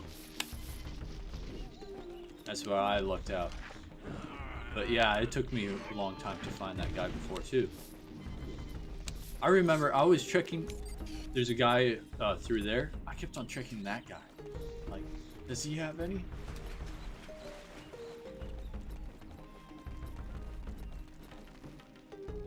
Oh yeah, before I go down here.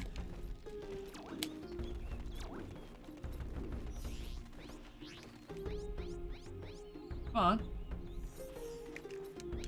I don't have enough energy.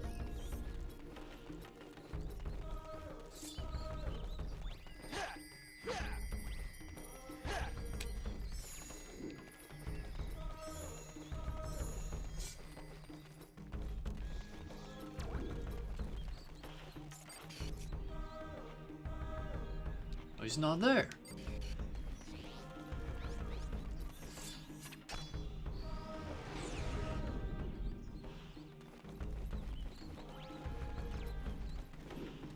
What?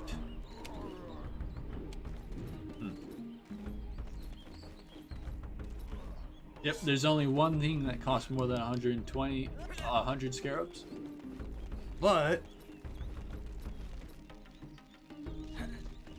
you could end up going to the next area or looking around for a while, get to this one guy, and said guy says, "Oh man, I really wish I had my golden carrot." And then you go, "Golden carrot? I know the golden carrot. Oh man, now I have to run all the way back." You pay this much. Okay, I'll sell it to you.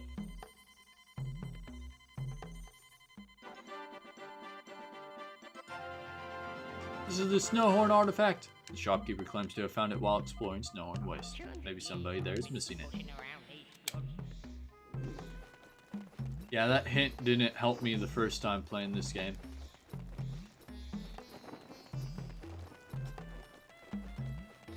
Pretty easy now, huh? But no, back then. Back then I was stumped as to where to go. So I scoured everywhere on Dinosaur Planet, trying to figure out where to go.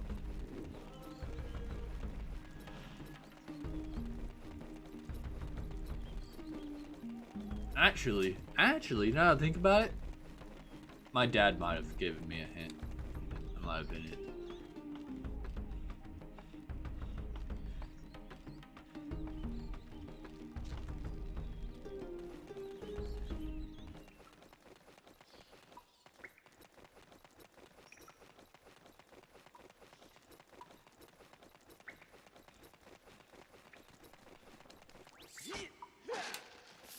And whenever we were both stumped, I at least had the official game guide to look at. Stay. Yeah, now it's easy with gamer brains. Oh man. There's some patterns that just show up in games like, oh, I need to find the key. Oh, I remember there was this one door that or thing that I couldn't pass because it didn't have the upgrade before. And now it's just automatic. We've played enough games to figure these things out on the fly or on the go. But back then, I had no such, we'll call it gamer sense, I guess.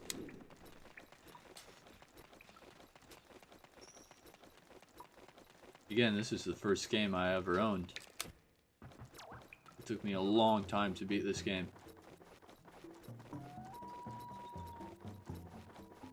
And so now, when like, with so with so many games coming out, I still don't want to buy all the games because I'm like, oh, you know, I bought a game a few months ago. You know, it's too soon to get another.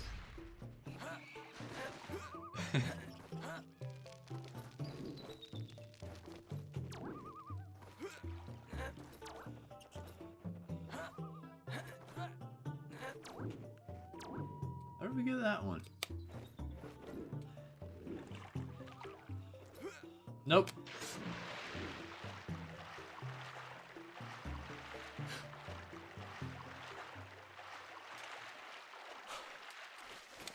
Ouch.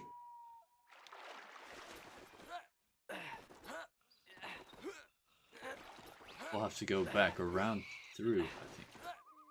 Here, have your... I don't believe it. This item was stolen from me many years ago. I believe it was around the same time that a strange floating dinosaur visited the wastes. In return, I will give you the chance to prove yourself. Whoa! The call of the Snowhorn will begin your challenge.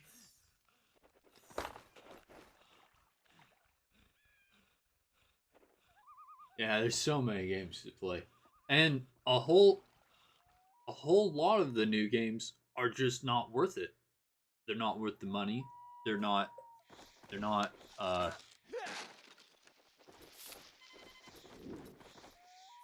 their quality isn't so good. Maybe they don't have as much content.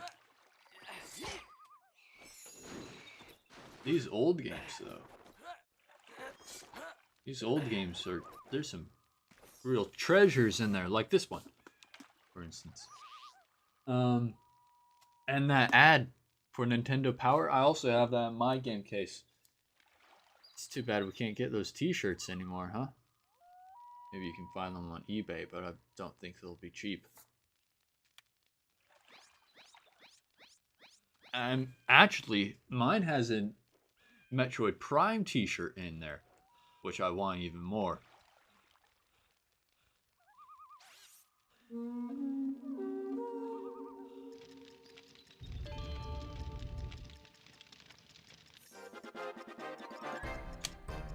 Alright, let's go.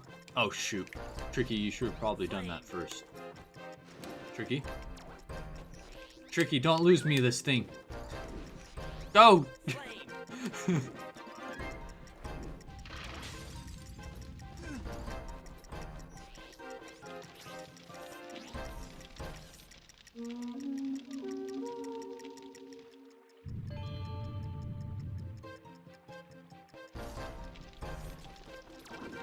Where even is that? Where is that? No, that's where we came from. This way.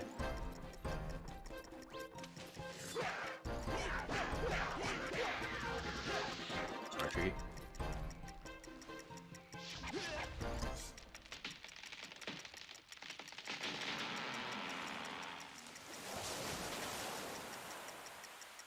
That goes for $100 on eBay. Jeez. Better not be used, right?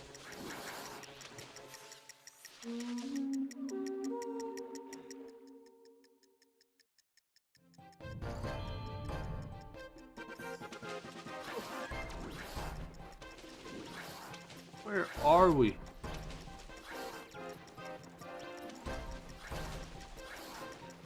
Okay.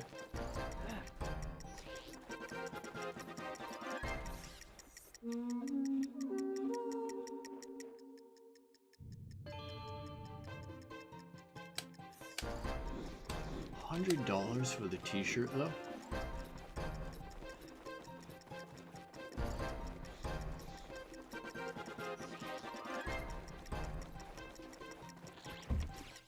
I'd probably just buy one of the game statues. At that point, if I'm looking at that kind of money.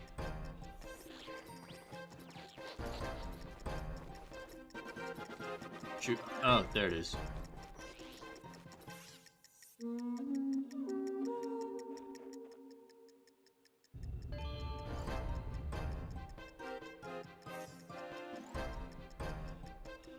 Shoot, where was that? There.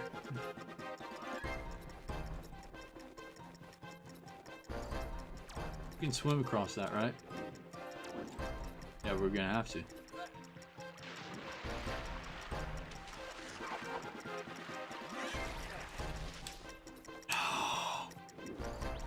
Shoot, how do we get there?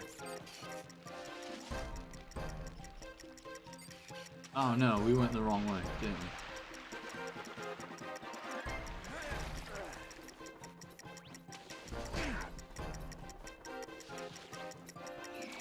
No? What? How?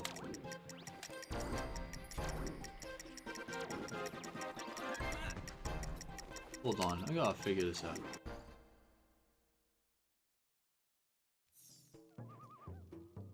Oh yeah, that's weird.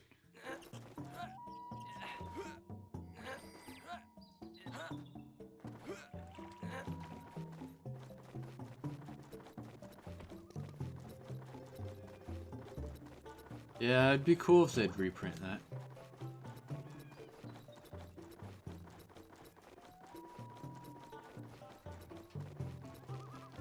Man, if I never got Nintendo Power as a kid, but if I did, I think I would eat that up.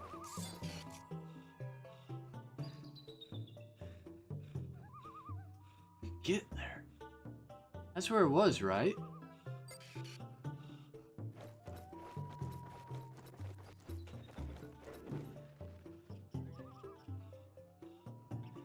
Oh! Oh.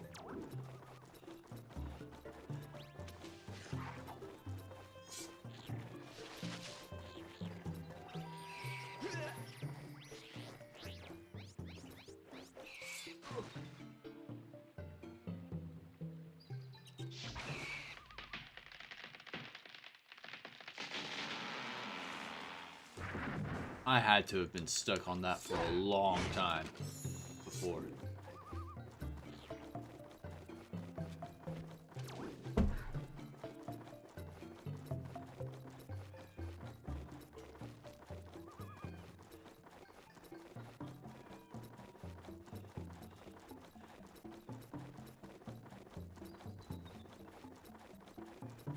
No, that's probably what made, now that I think about it, that game sense, not having that probably made the puzzles and a lot of this game a lot more challenging, parts that we don't even think about. Flame.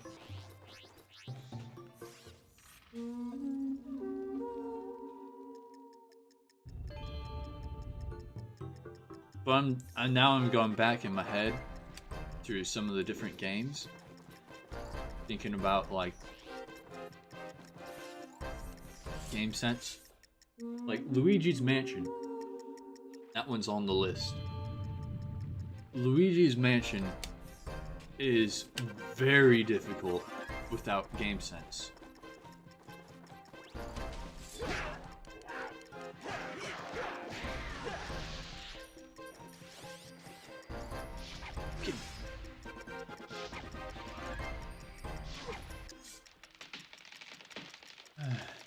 Yeah, I'm all over the place, but game sense t-shirt, back to t-shirt. I wish they would do a reprint. Too bad they won't. Although, so it's $100 on eBay. If they did do a reprint, it'd be like 50, huh? It does. It has a law variety in it. Which is a testament to Rare, I would say, the development, like how good they are to add a lot of variety. Game systems a lot cooler. Gamer brain. Is that the popular term, gamer brain?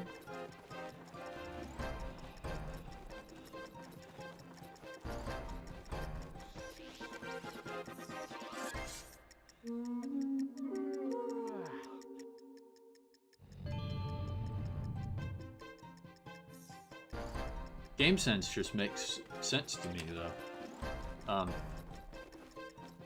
You get a sense of how to play games, of the logic of games.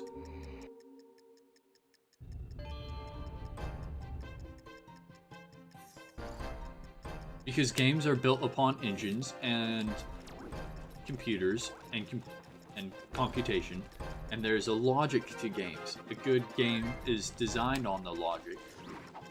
There has to be a certain level of accessibility so that people can figure things out. There's often to make a challenge for a puzzle, there's a door and key system or a lock and key system.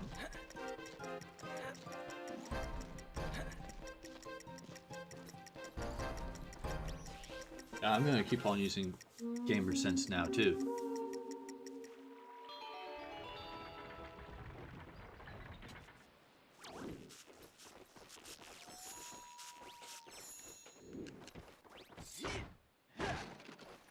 I got so curious about video games that I've looked a lot into like video game development. Well, I guess not a whole lot, but in passing, I've looked at video game development and how to develop video games. To know more than the average person, I guess I would say. I took some college classes even on video game development, although those were electives. And that certainly helped my gamer sense. Where am I going now? Oh no, I wasn't paying attention.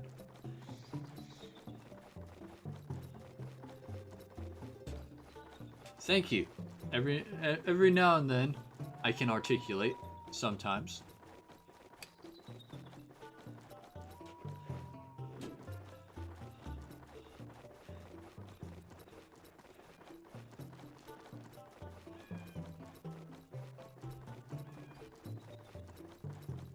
Ah man, I didn't pay attention to the cutscene, and the cutscene tells you where to go. We'll go check up with the blue guy again.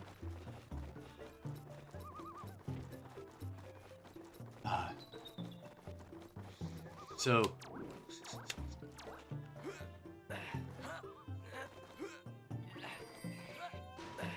speaking of gamer sense, or knowledge about video games,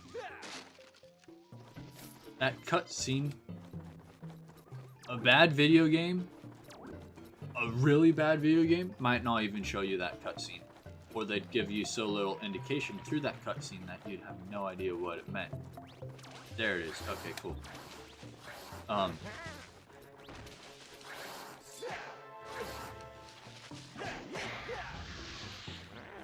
And you don't see those kind of errors very often in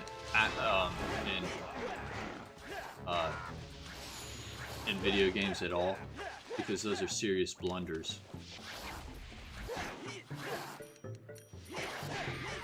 In fact,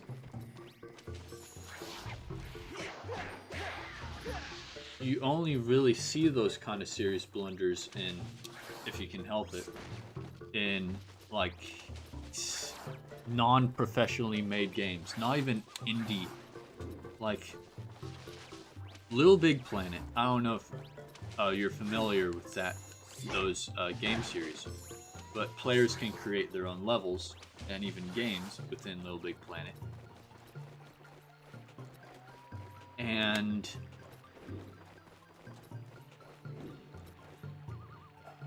to develop a game. I've also skimmed the surface of development, but I've never gotten very far.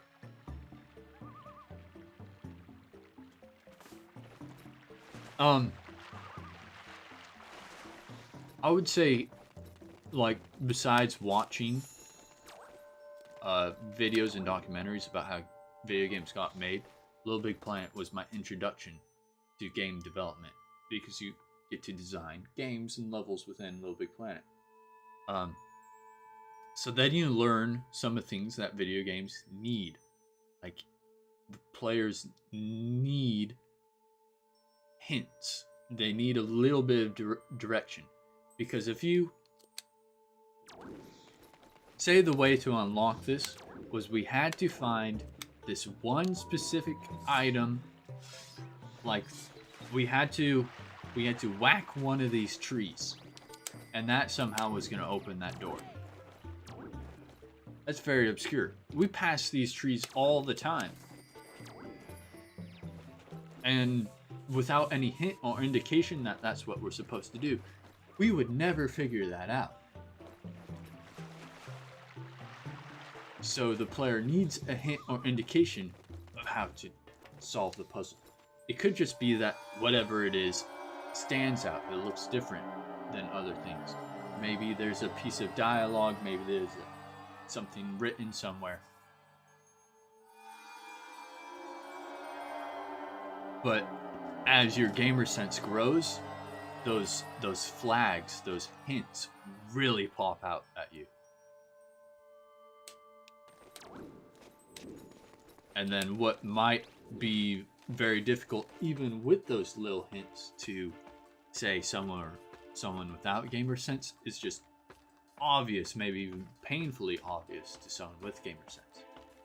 But even with gamer sense, there needs to be a hint, some way that the player can figure it out without blindly destroying, attacking, and trying everything in every single corner of your game.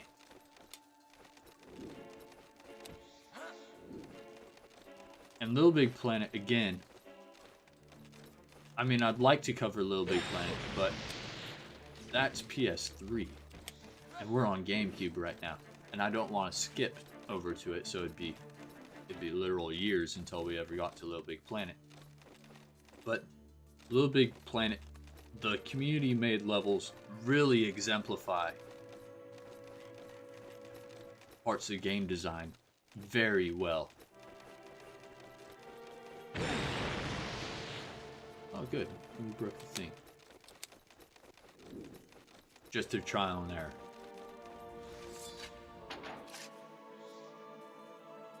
What do we do?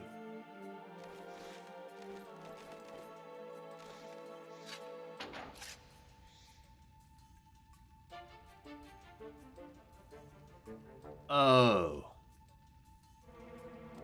Oh. Okay.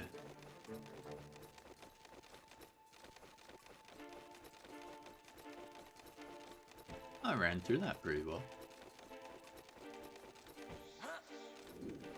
You stop paying attention easily, so when a game doesn't have a way to remind me of the hint, I get lost easily. Yeah, so that happened with the cutscenes a lot in this game. Ah, darn it. The little cutscenes after you complete something or give you a heading in this game go by really quick. And so a modern game, I'm not saying it's better or worse, but a modern game would like put a quest marker. We could like use our compass or something to find the direction in case we missed that cutscene or we forgot it. Is that better? I don't necessarily think it's better or worse for having those. Although for some games, it takes away the puzzle, the adventure, and the challenge.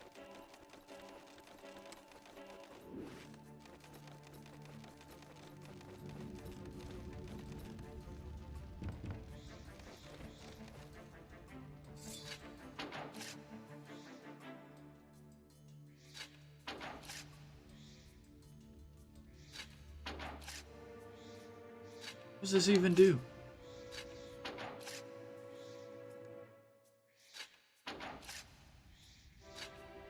Oh, we're changing the fire. Ah, I see, I see.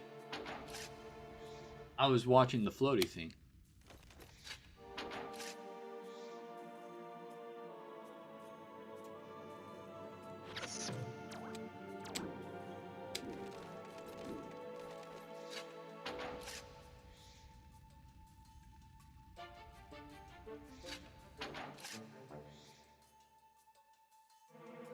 Well, the Star Fox crew gives you hints in the pause menu. I think that's perfect for this guy. Oh, that's true. That is true. I think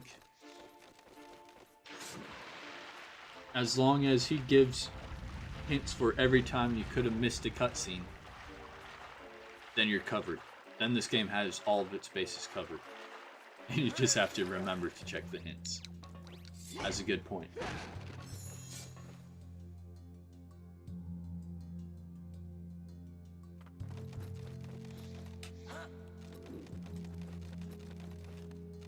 Uh-oh, where are we headed? You're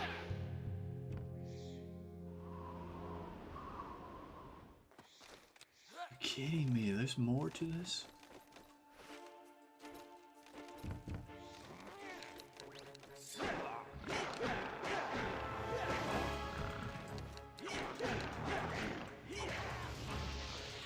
Man, imagine dropping the bomb now. That'd suck. We're not going to do that, right? Man, okay, cool.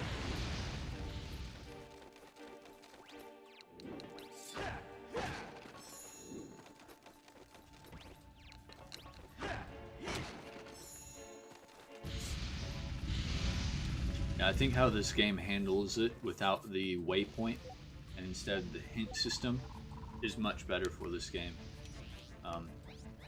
Because otherwise, if there's a waypoint to every destination, there's no adventure.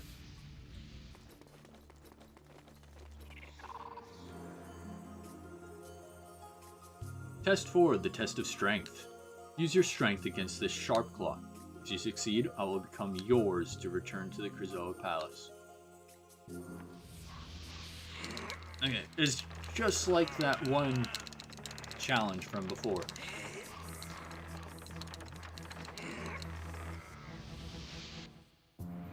Except...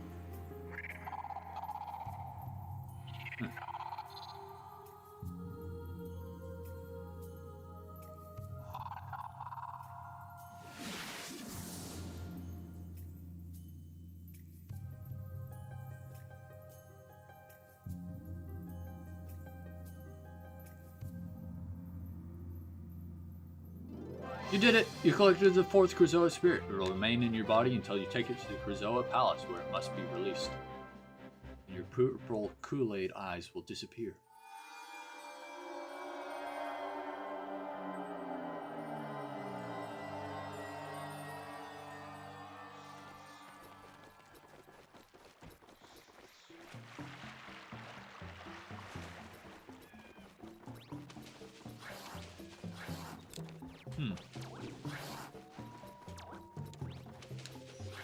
Never really did find the way to get to that little cave. And why is that little cave stream marked on the map?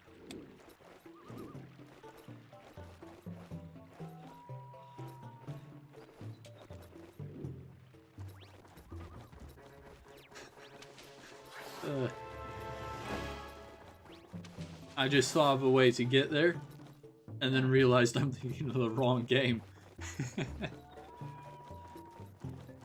Oh, why don't I just use that upgrade? Oh wait, that's a different game entirely. What? Where'd that come from?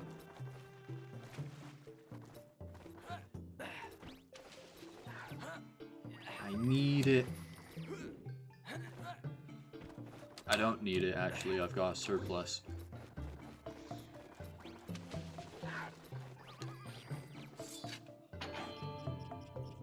Oh, I just got hit with a wave of nostalgia. I can't even remember the memory. I just hit by nostalgia. That's one of the great things about playing this game. For me, at least.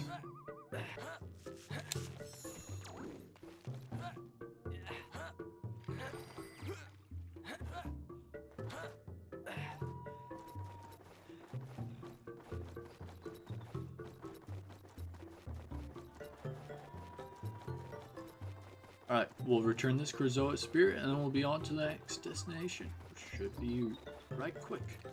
We might actually beat this game today.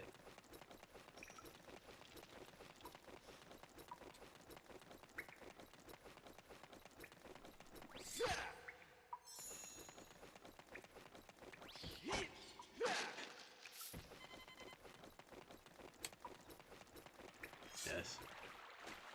I sure like those nostalgic waves.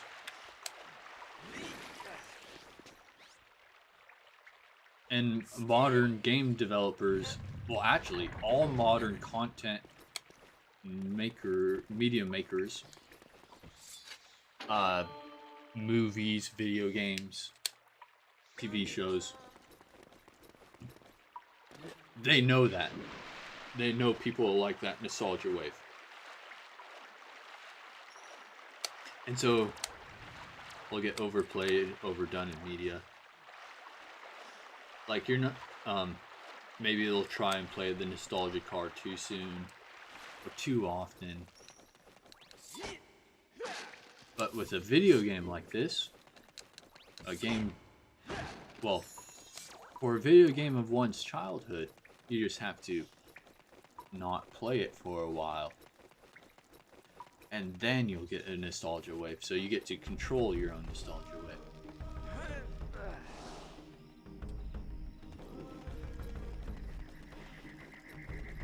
I don't mean to complain about modern video games, because there are a lot of modern video games that I love.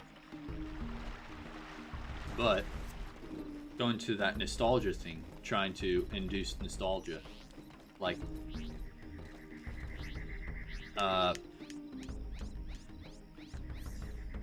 Call of Duty is a good example. Call of Duty is a good example of problems with modern video games, sadly. Call of Duty has been releasing the Modern Warfare again, redone. And so they'll play on nostalgia a lot. That's one of their that's one of the main driving forces of their marketing to get money. Is nostalgia. And that's also what one of the big ways to get money on a remaster is nostalgia. But you can overdo it, you can do it wrong. And sometimes if nostalgia is the only thing that you're using, well, then your sales aren't going to be good.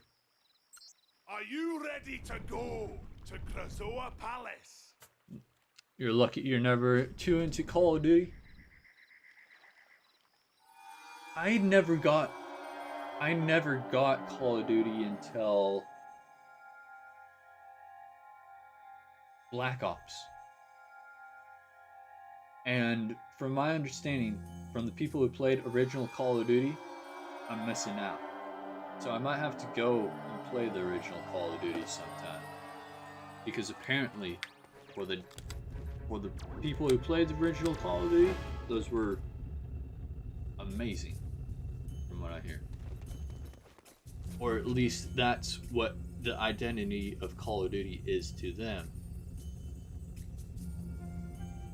And so maybe they're not really great games, but they're the identity of what Call of Duty used to be. Lucky Halo Infinite Online was free because I love Halo and I'm glad I didn't have to spend money on that. Yes. Although I'm hearing that Halo Infinite is actually pretty good these days.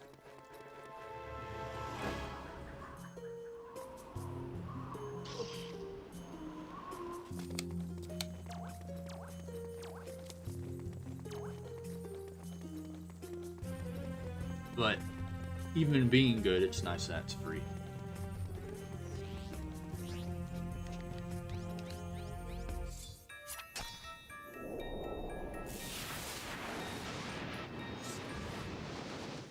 Oh, and there it is right there. They made it really easy.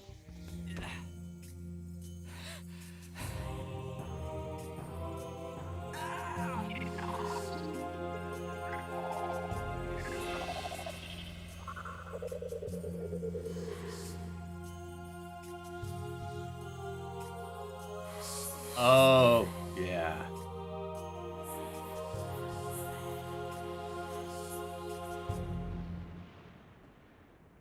True.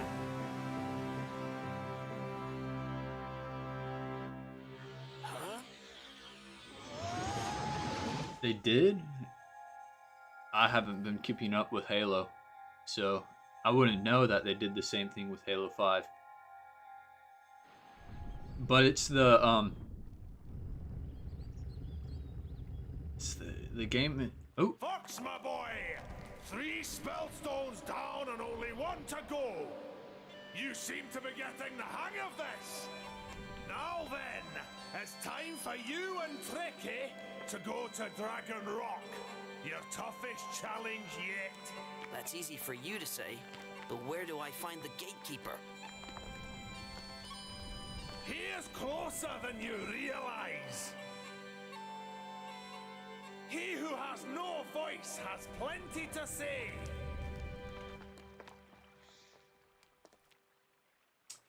that hint would make a lot of sense if you tried talking to these guys often. But back to the topic. Games releasing unfinished.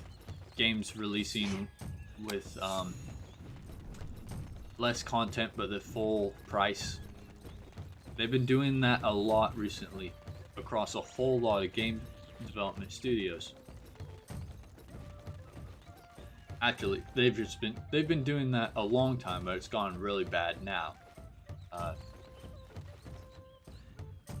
Halo, as an example, release a unfinished game full price and finish it later.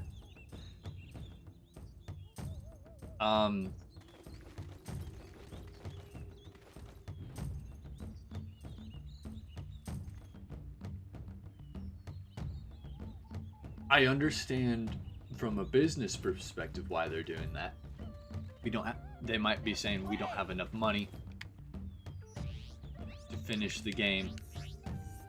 But instead of canceling this game, which we would have to do, we can sell the game now with the promise that we'll finish it later, and then we will have the money to finish it. Alright, great, but what about the next game? As long as this game is good enough and sells well enough to pay for this game and the next, Halo Infinite has microtransactions that helps. However,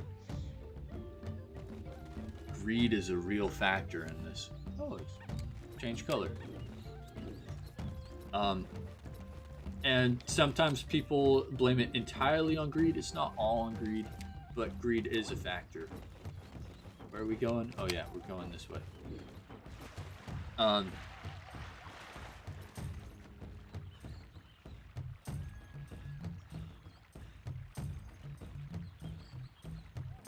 Executives, management make a lot of more money, I guess, than they used to.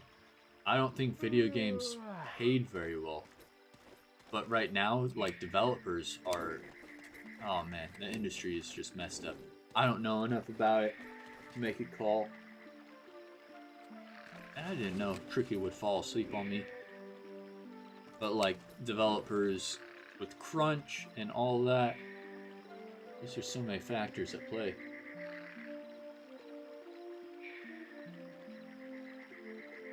Yes, the biggest things does appear to be short-term planning and greed. Looking at getting the quick buck now instead of later down the line. Which is unfortunate, because if they if they weren't so concerned about the quick buck now, they might actually they'd be more stable and make more money in the long term. But it's all about the quick buck now, right now. The quick buck in the short time. It's you, right? Now we gotta wait until it's day.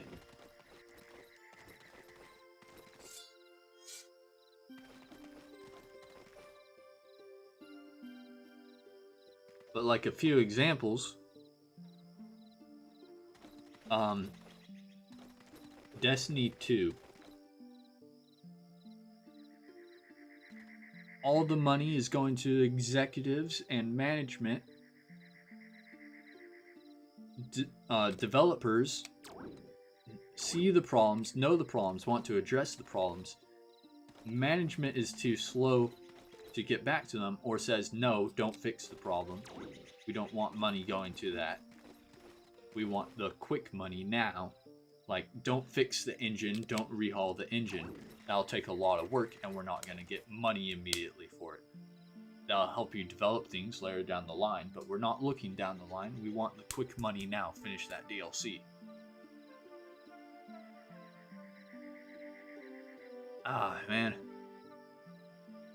Yeah, it's got to be real tough to be a Destiny fan, because that money now thinking meant a decline inevitably in their product if they're not able to work on the long-term things, the game engine, and instead focus on the short-term things. Well, then eventually there will be a decline in the short term. There will be a decline in the product, which is what happened. And so then their sales went down, and then they got to do some layoffs, and the PR was really terrible for those layoffs, and so then people get mad at the company, and now they're losing even more money. They're in a bigger pickle now because they were focused on the short term instead of the long term, and also because all the money is going to the top, and all of the decisions are money based, short term, instead of treating employees right. So Destiny is just one example. I used to be a Destiny fan. That's why I know about this. I actually dropped Destiny before this for unrelated reasons. Well, actually related reasons. More quick buck thinking. I saw. I got upset with it, and so I stopped playing Destiny then. Like a year, months ago, or something like that. But this has also happened recently with Creative Assembly, owned by Sega. They developed the Total War series. I don't know if you're familiar with those. They're using the same engine as they used for a game over a decade old or something like that. They're using an outdated engine. The developers have been pleading to make a new engine, or at least upgrade their engine, because it's just too old. And it's hurting development. It's making development a lot harder than it should be. It's hurting development time. But it'd take a lot of time and money to make a new engine. It'd pay off in the long term, but it doesn't pay off in the short term. They want a new game now. They want to sell a new game now. But because they're not updating the engine, the product is declining in quality until finally they sell a DLC as an entire new game, and their sales do terrible. And so, because their sales are doing terrible, they lay off those very same people who have been pleading to make the change for the good of the company and for the gamers and for the product. And what other? I mean, this happening at Call of Duty 2. It's happening in multiple game companies and industries, AAA, AA, whatever, third party.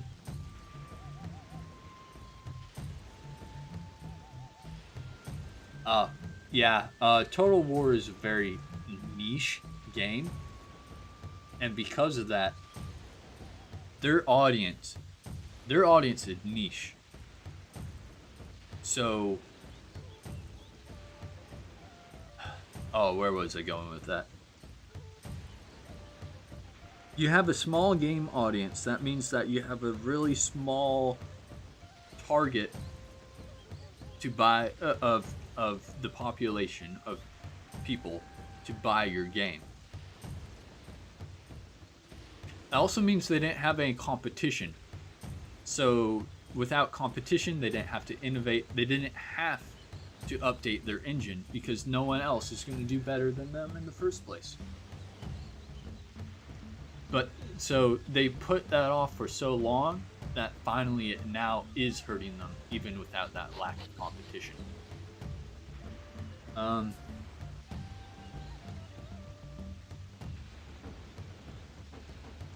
So where competition would drive them to be better and to make a better product, now instead it's, oh, we're not making the money we were hoping for. Because of our own failings and lack of foresight.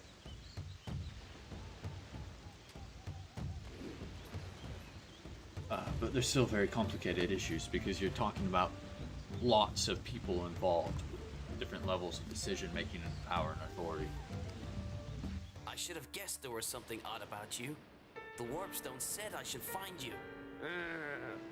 I haven't spoken since something terrible happened. Something that I am ashamed to admit. I too attempted to save our planet, but I failed. Tell me, what happened? I led a group of dinosaurs against General Scales.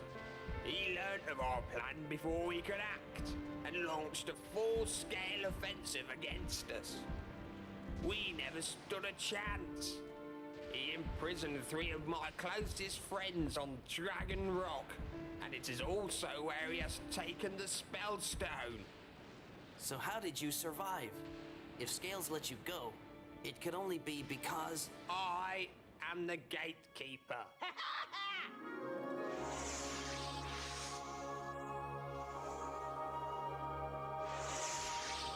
It sounds like there are multiple gatekeepers right there.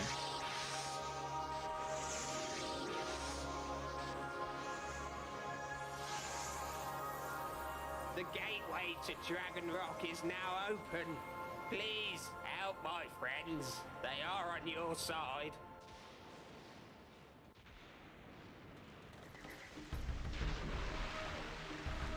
You know, as a kid, I thought that guy was a grumpy wuss, but now that I listen to it, I was not being fair.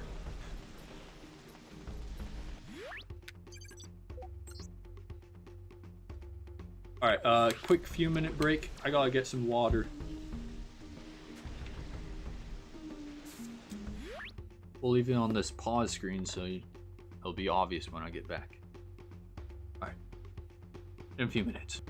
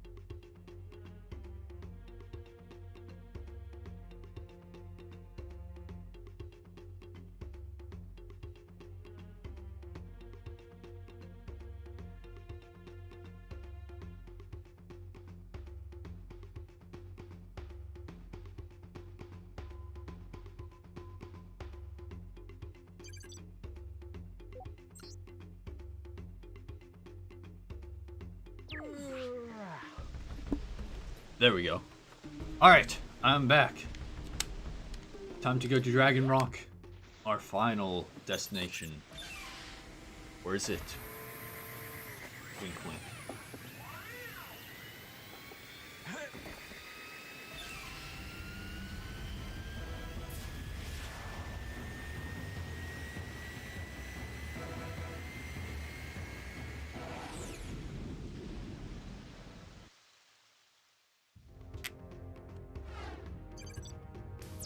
General Scales has unleashed the full force of the planet's dark energy, mutating Dragon Rock into a desolate wasteland. He's captured a number of dinosaurs and is planning to change them into powerful killing machines. It's rumored that one such creature already exists. This final spellstone will bring Dinosaur Planet back together. Slippy out! I completely missed that entire mutation plot before. Fly through 10 gold rings to open the gatekeeper's force field. With 10 rings, it would be a challenge.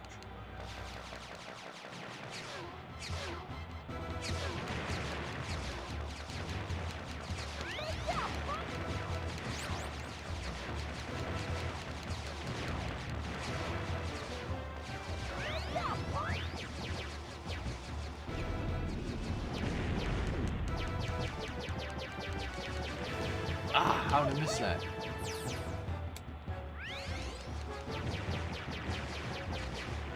Ow, ow, oh, whoa. Oh, almost got caught in the ceiling there. That would have been the end of every. Oh, no. I missed way too many rings. Ah, I didn't make it.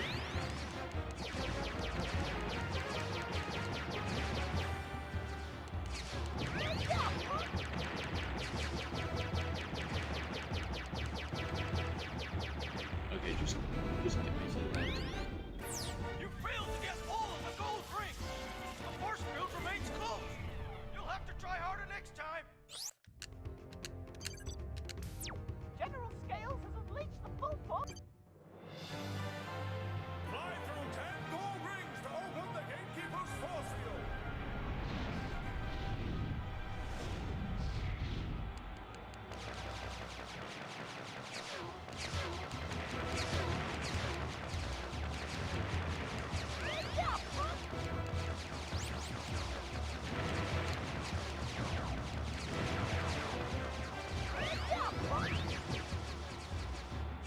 Ah. These doors are just not fair.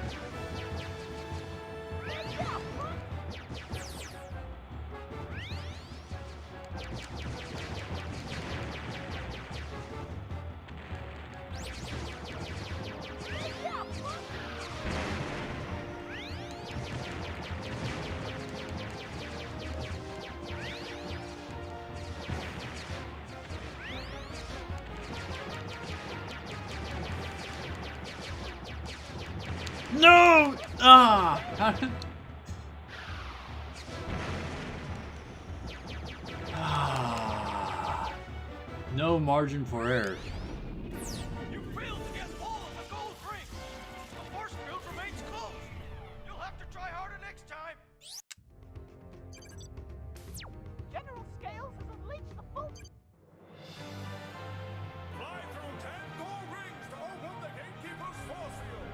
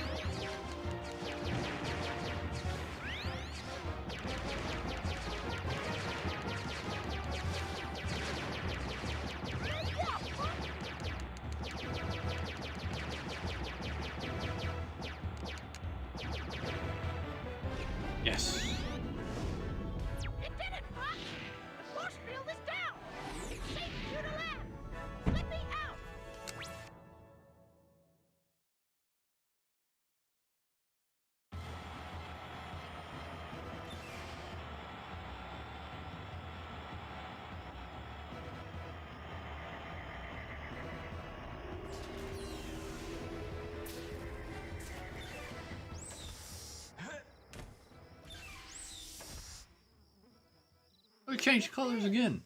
That happened.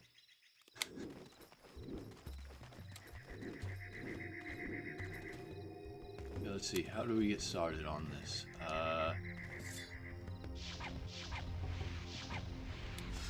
Oh shoot.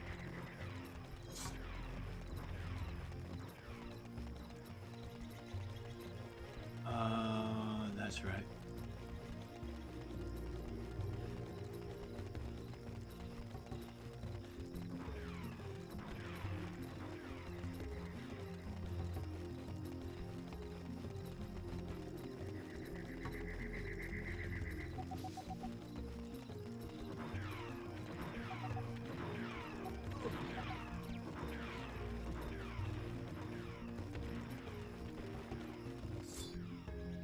No?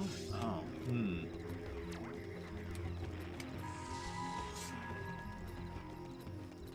That way?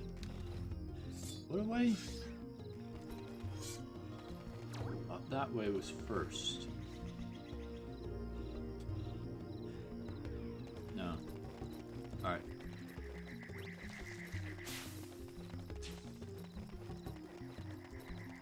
Oh my!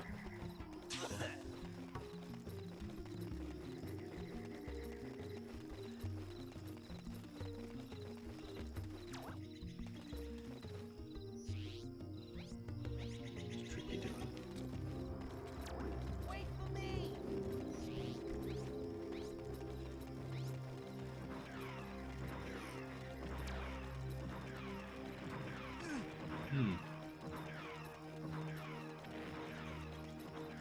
I could have sworn. Okay, let's look in this area a little bit harder.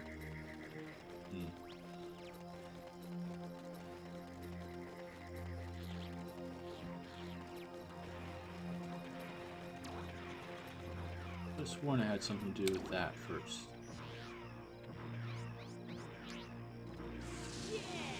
You wouldn't shoot a sharp claw, would you? Maybe you would.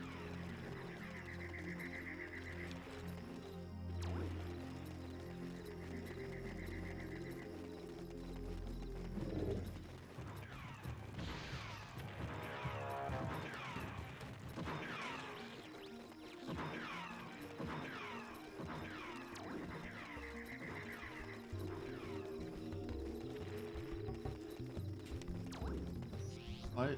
Okay, Tricky must have found something.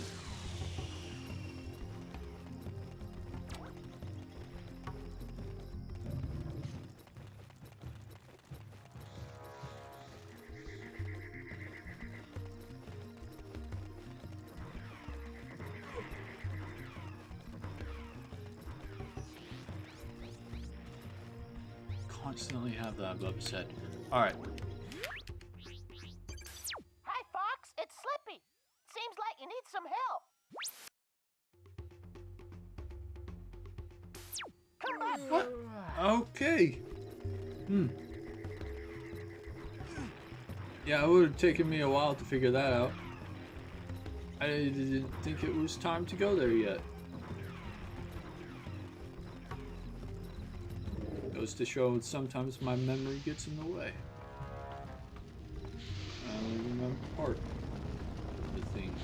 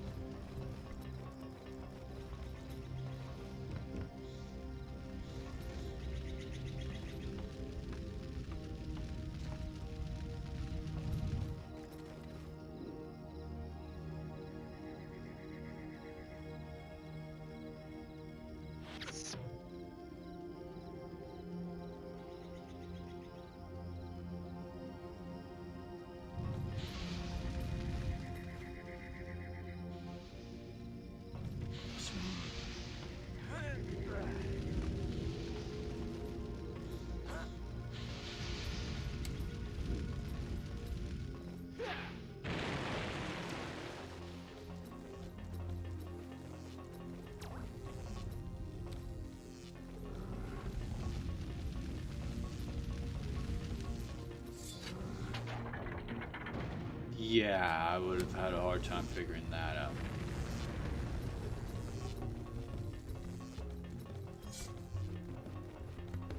Thank you, Tricky, for your hints. I mean, not Tricky, Slippy.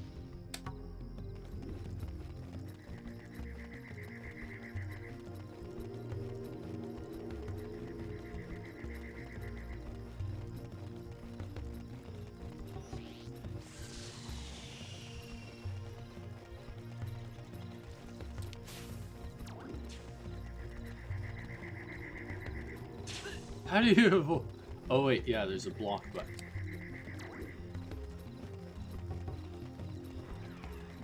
Okay, so our disguise does no good here.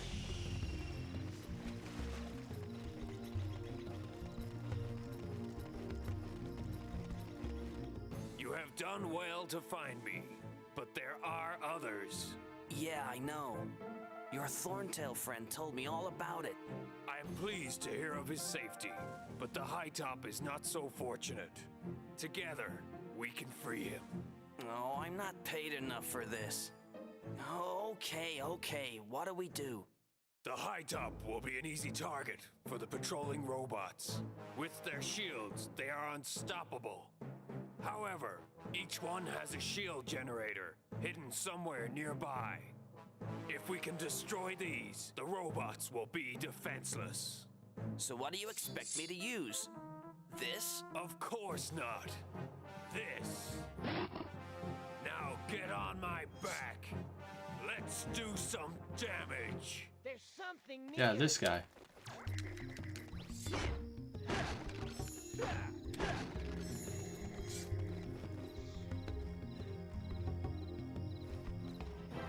How handy that is, a saddle.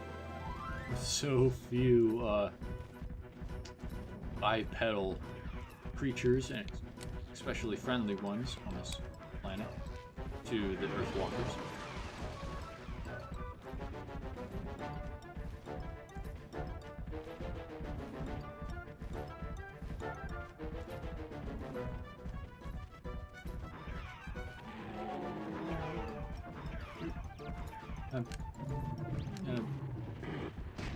No. We'll just avoid them then.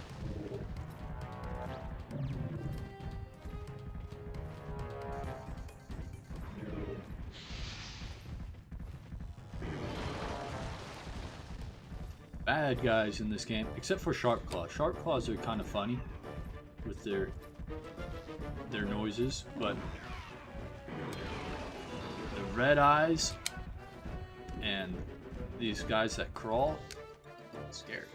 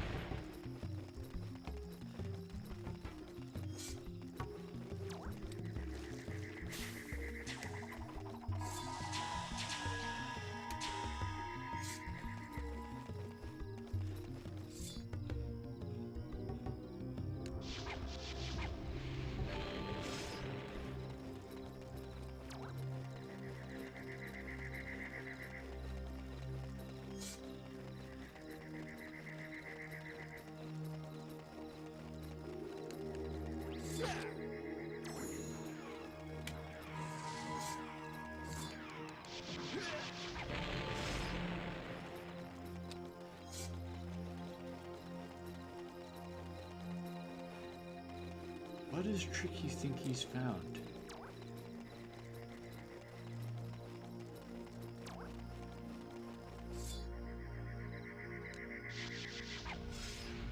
Oh, come on.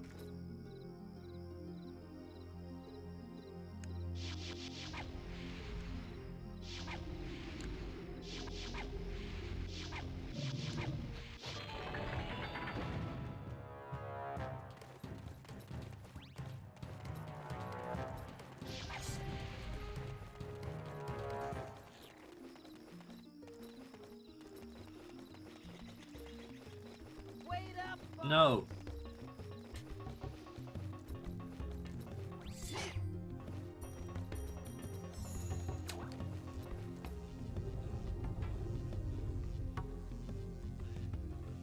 so hard to aim. Don't move. Don't move. Ah. Oh shoot.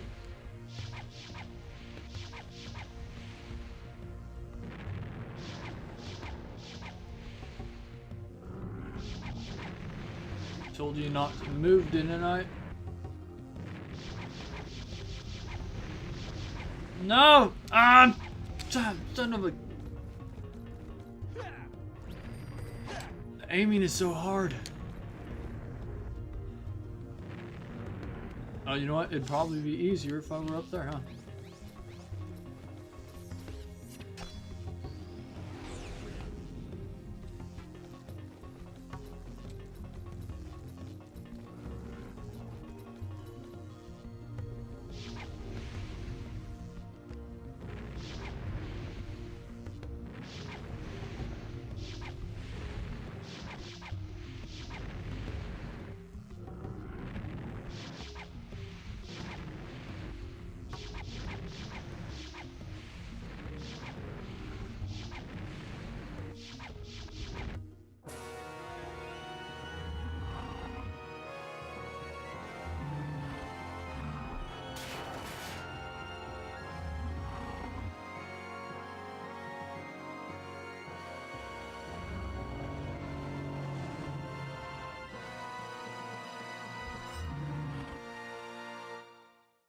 I guess we're ready to go. Go where? We're crossing the plain, and you're going to have to protect me.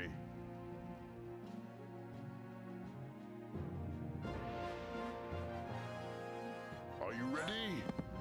Let's go. That looks like the Sauron's Tower right there.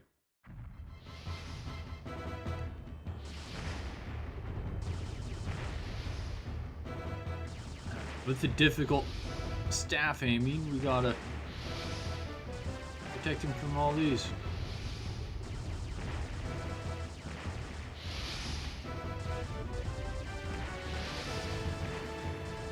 Good thing we have unlimited ammo.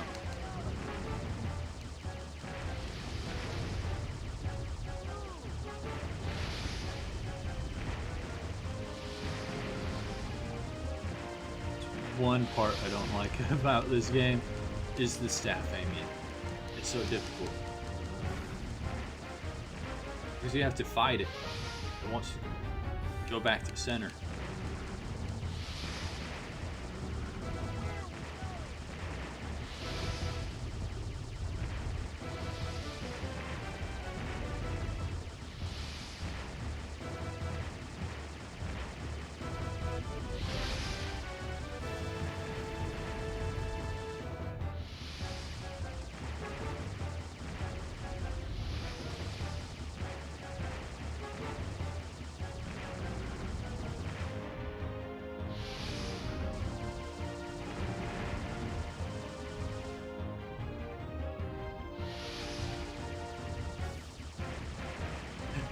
Funny, this guy's image for his health bar is not the same as his model at all. Very different.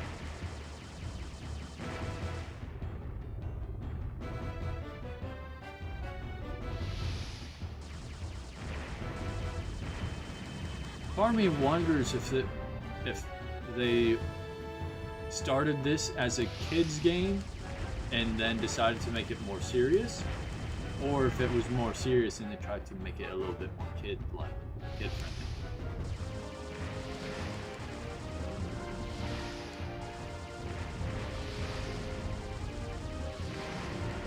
Or if they struck the balance they were always intending on.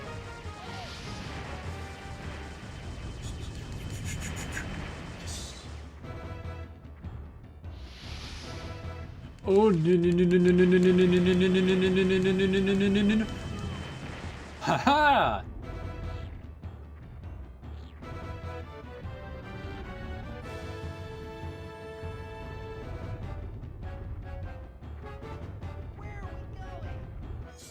That's what I was looking for.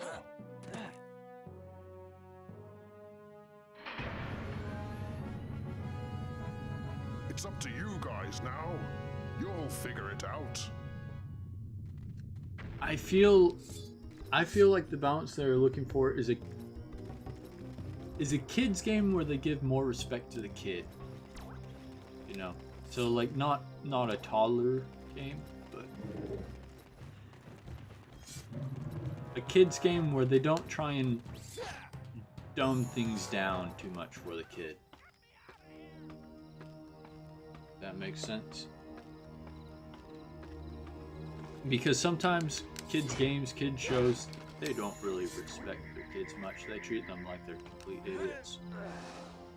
And sure, a whole lot of things flew over my head playing this game, but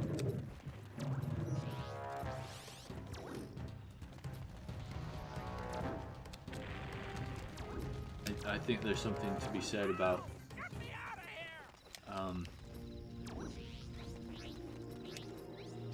something I forgot about.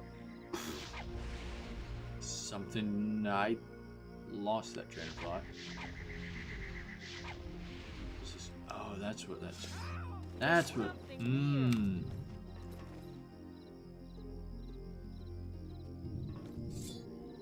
Alright, I might fail at this a couple of times.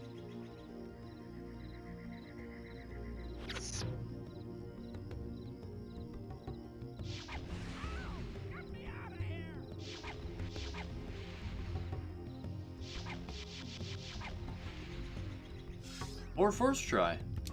Oh.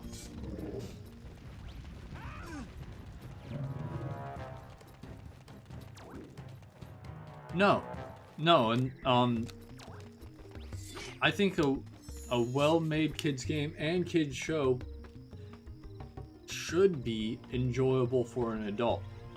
If it's not enjoyable for an adult, to me, that should be a red flag for them.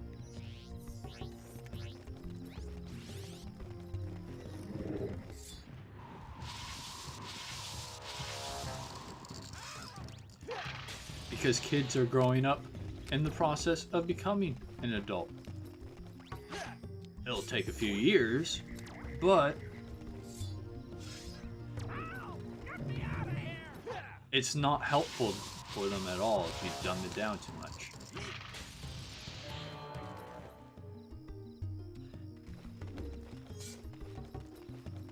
There's a balance, like all things.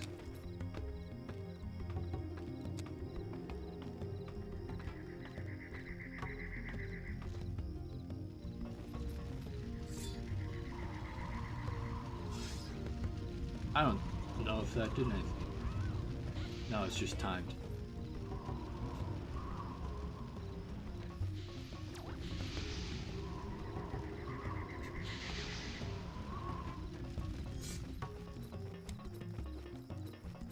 No. Oh, no. Oh, that's what we need the bomb for.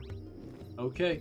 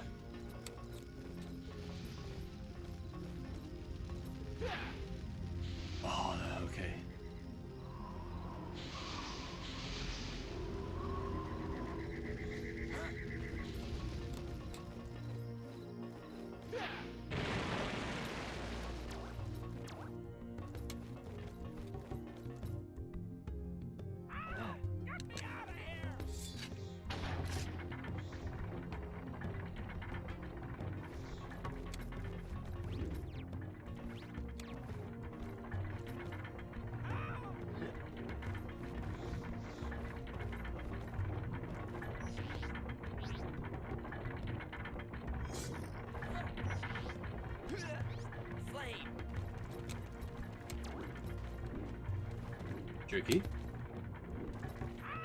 There you are.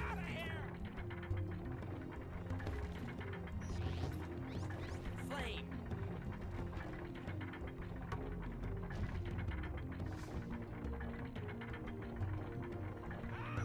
Okay, this is going to be difficult because Tricky's got his own delay on top of...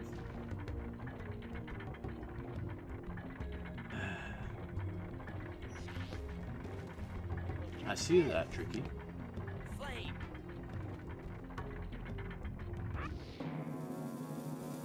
Look out!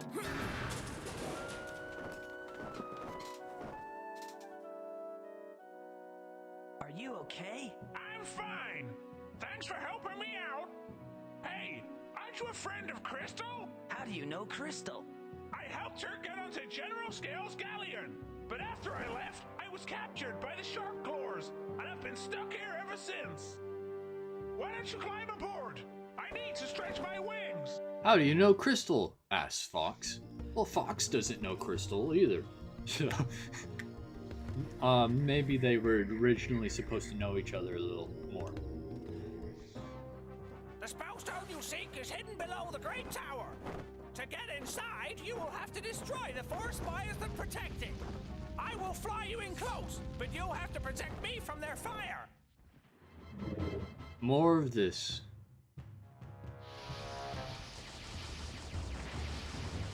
So now we're moving more.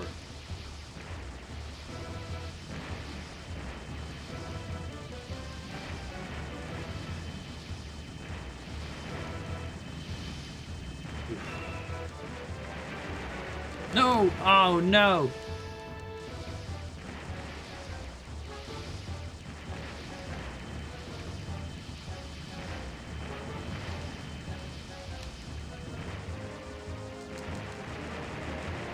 How many times are we gonna have to fly by?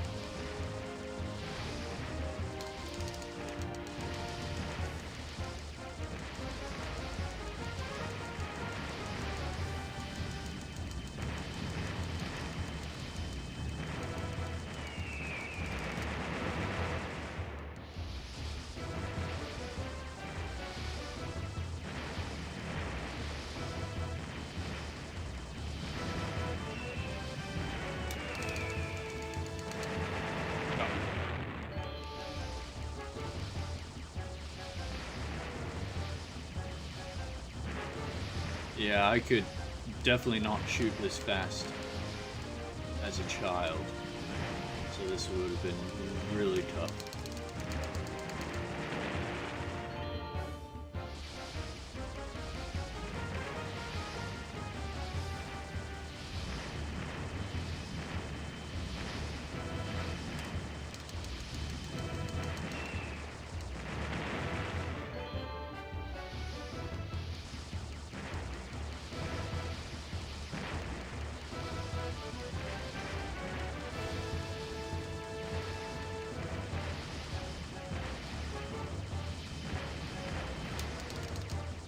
It's all up to you now. The spellstone is inside, but Scales has it guarded by a terrible creature. You must be careful, Fox. Didn't even check.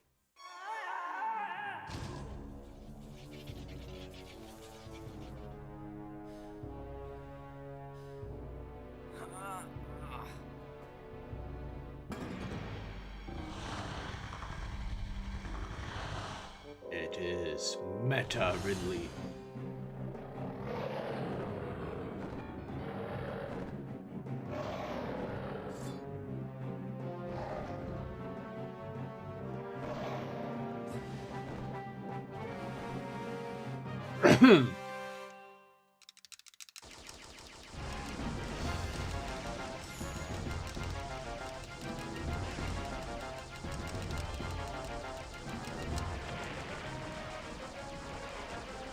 We gotta shoot his projectiles.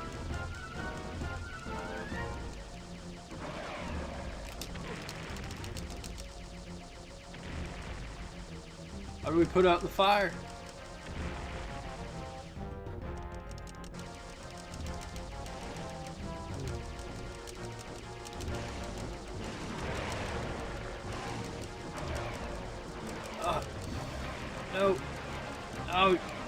I can't aim at all that.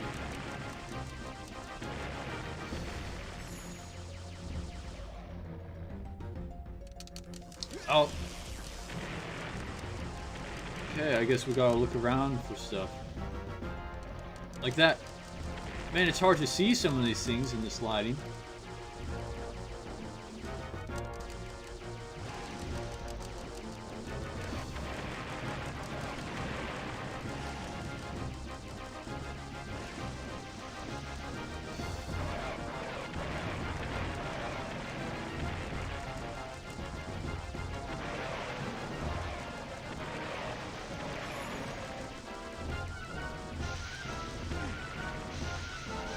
Hurt him right now.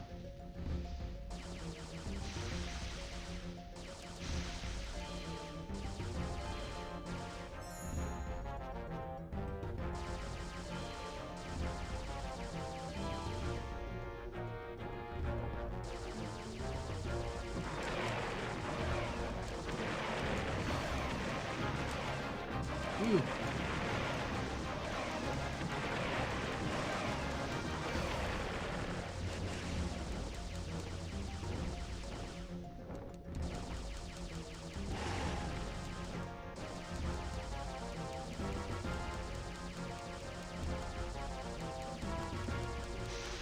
Oh, missed the health.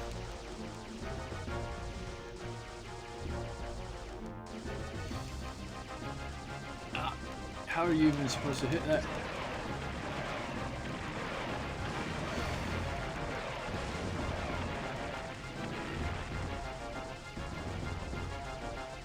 Uh-oh. Ah.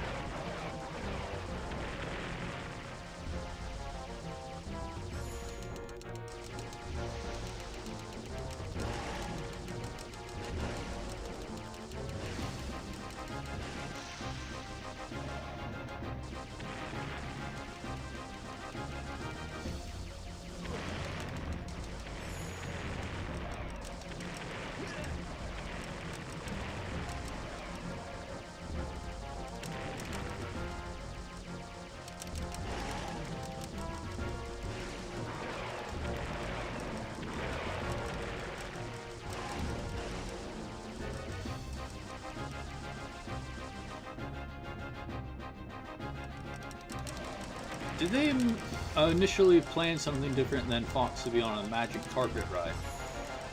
Like, to be flying on top of the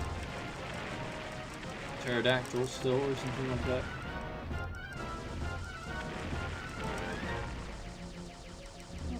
Where's my phone? Uh-oh.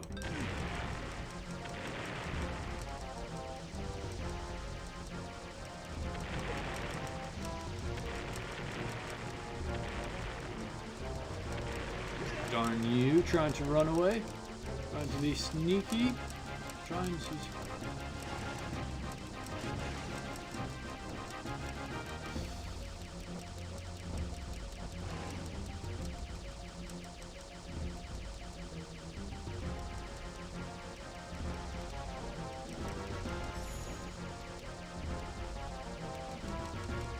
I thought I hit that. Oh.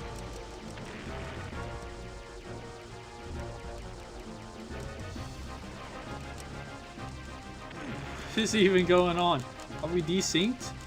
He's so far away.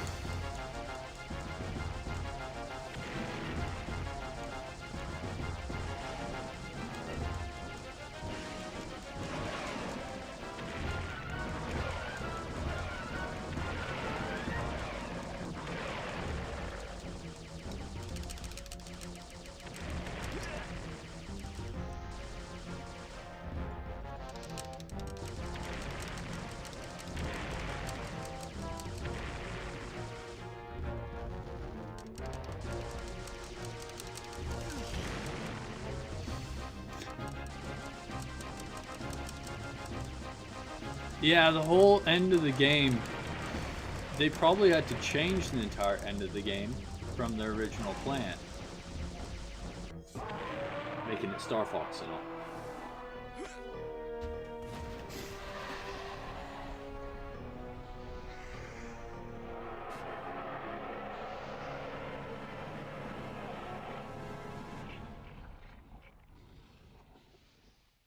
T14.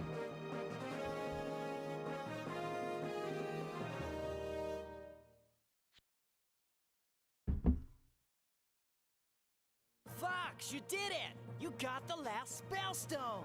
Not bad! Not bad at all! Get that spellstone back to the ocean force point, and we can all be on our way home. There's an old friend we would all like to see. Okay, guys, I'm out of here. See you later. Thanks again, Fox! Good luck, my friend.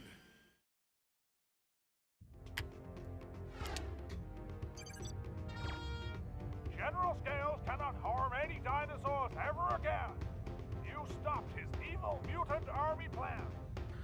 This is the final spellstone, Fox. You need to get it back to the ocean force point as quickly as possible. With this seal closed, Dinosaur Planet will be saved. Pepper out! Yay!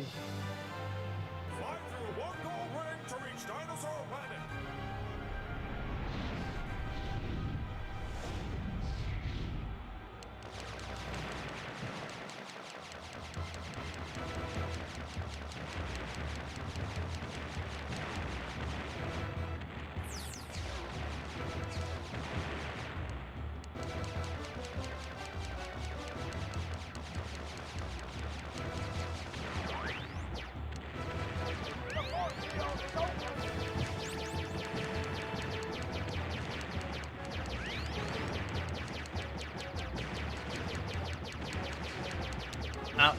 I don't need the gold ring. How to damage those guys and not kill them?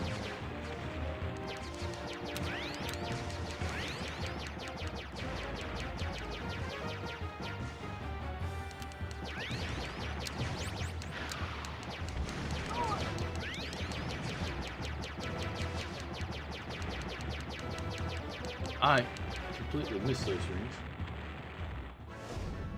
You did it, Fox! The force field is down! It's safe for you to land! Let me out! New high score!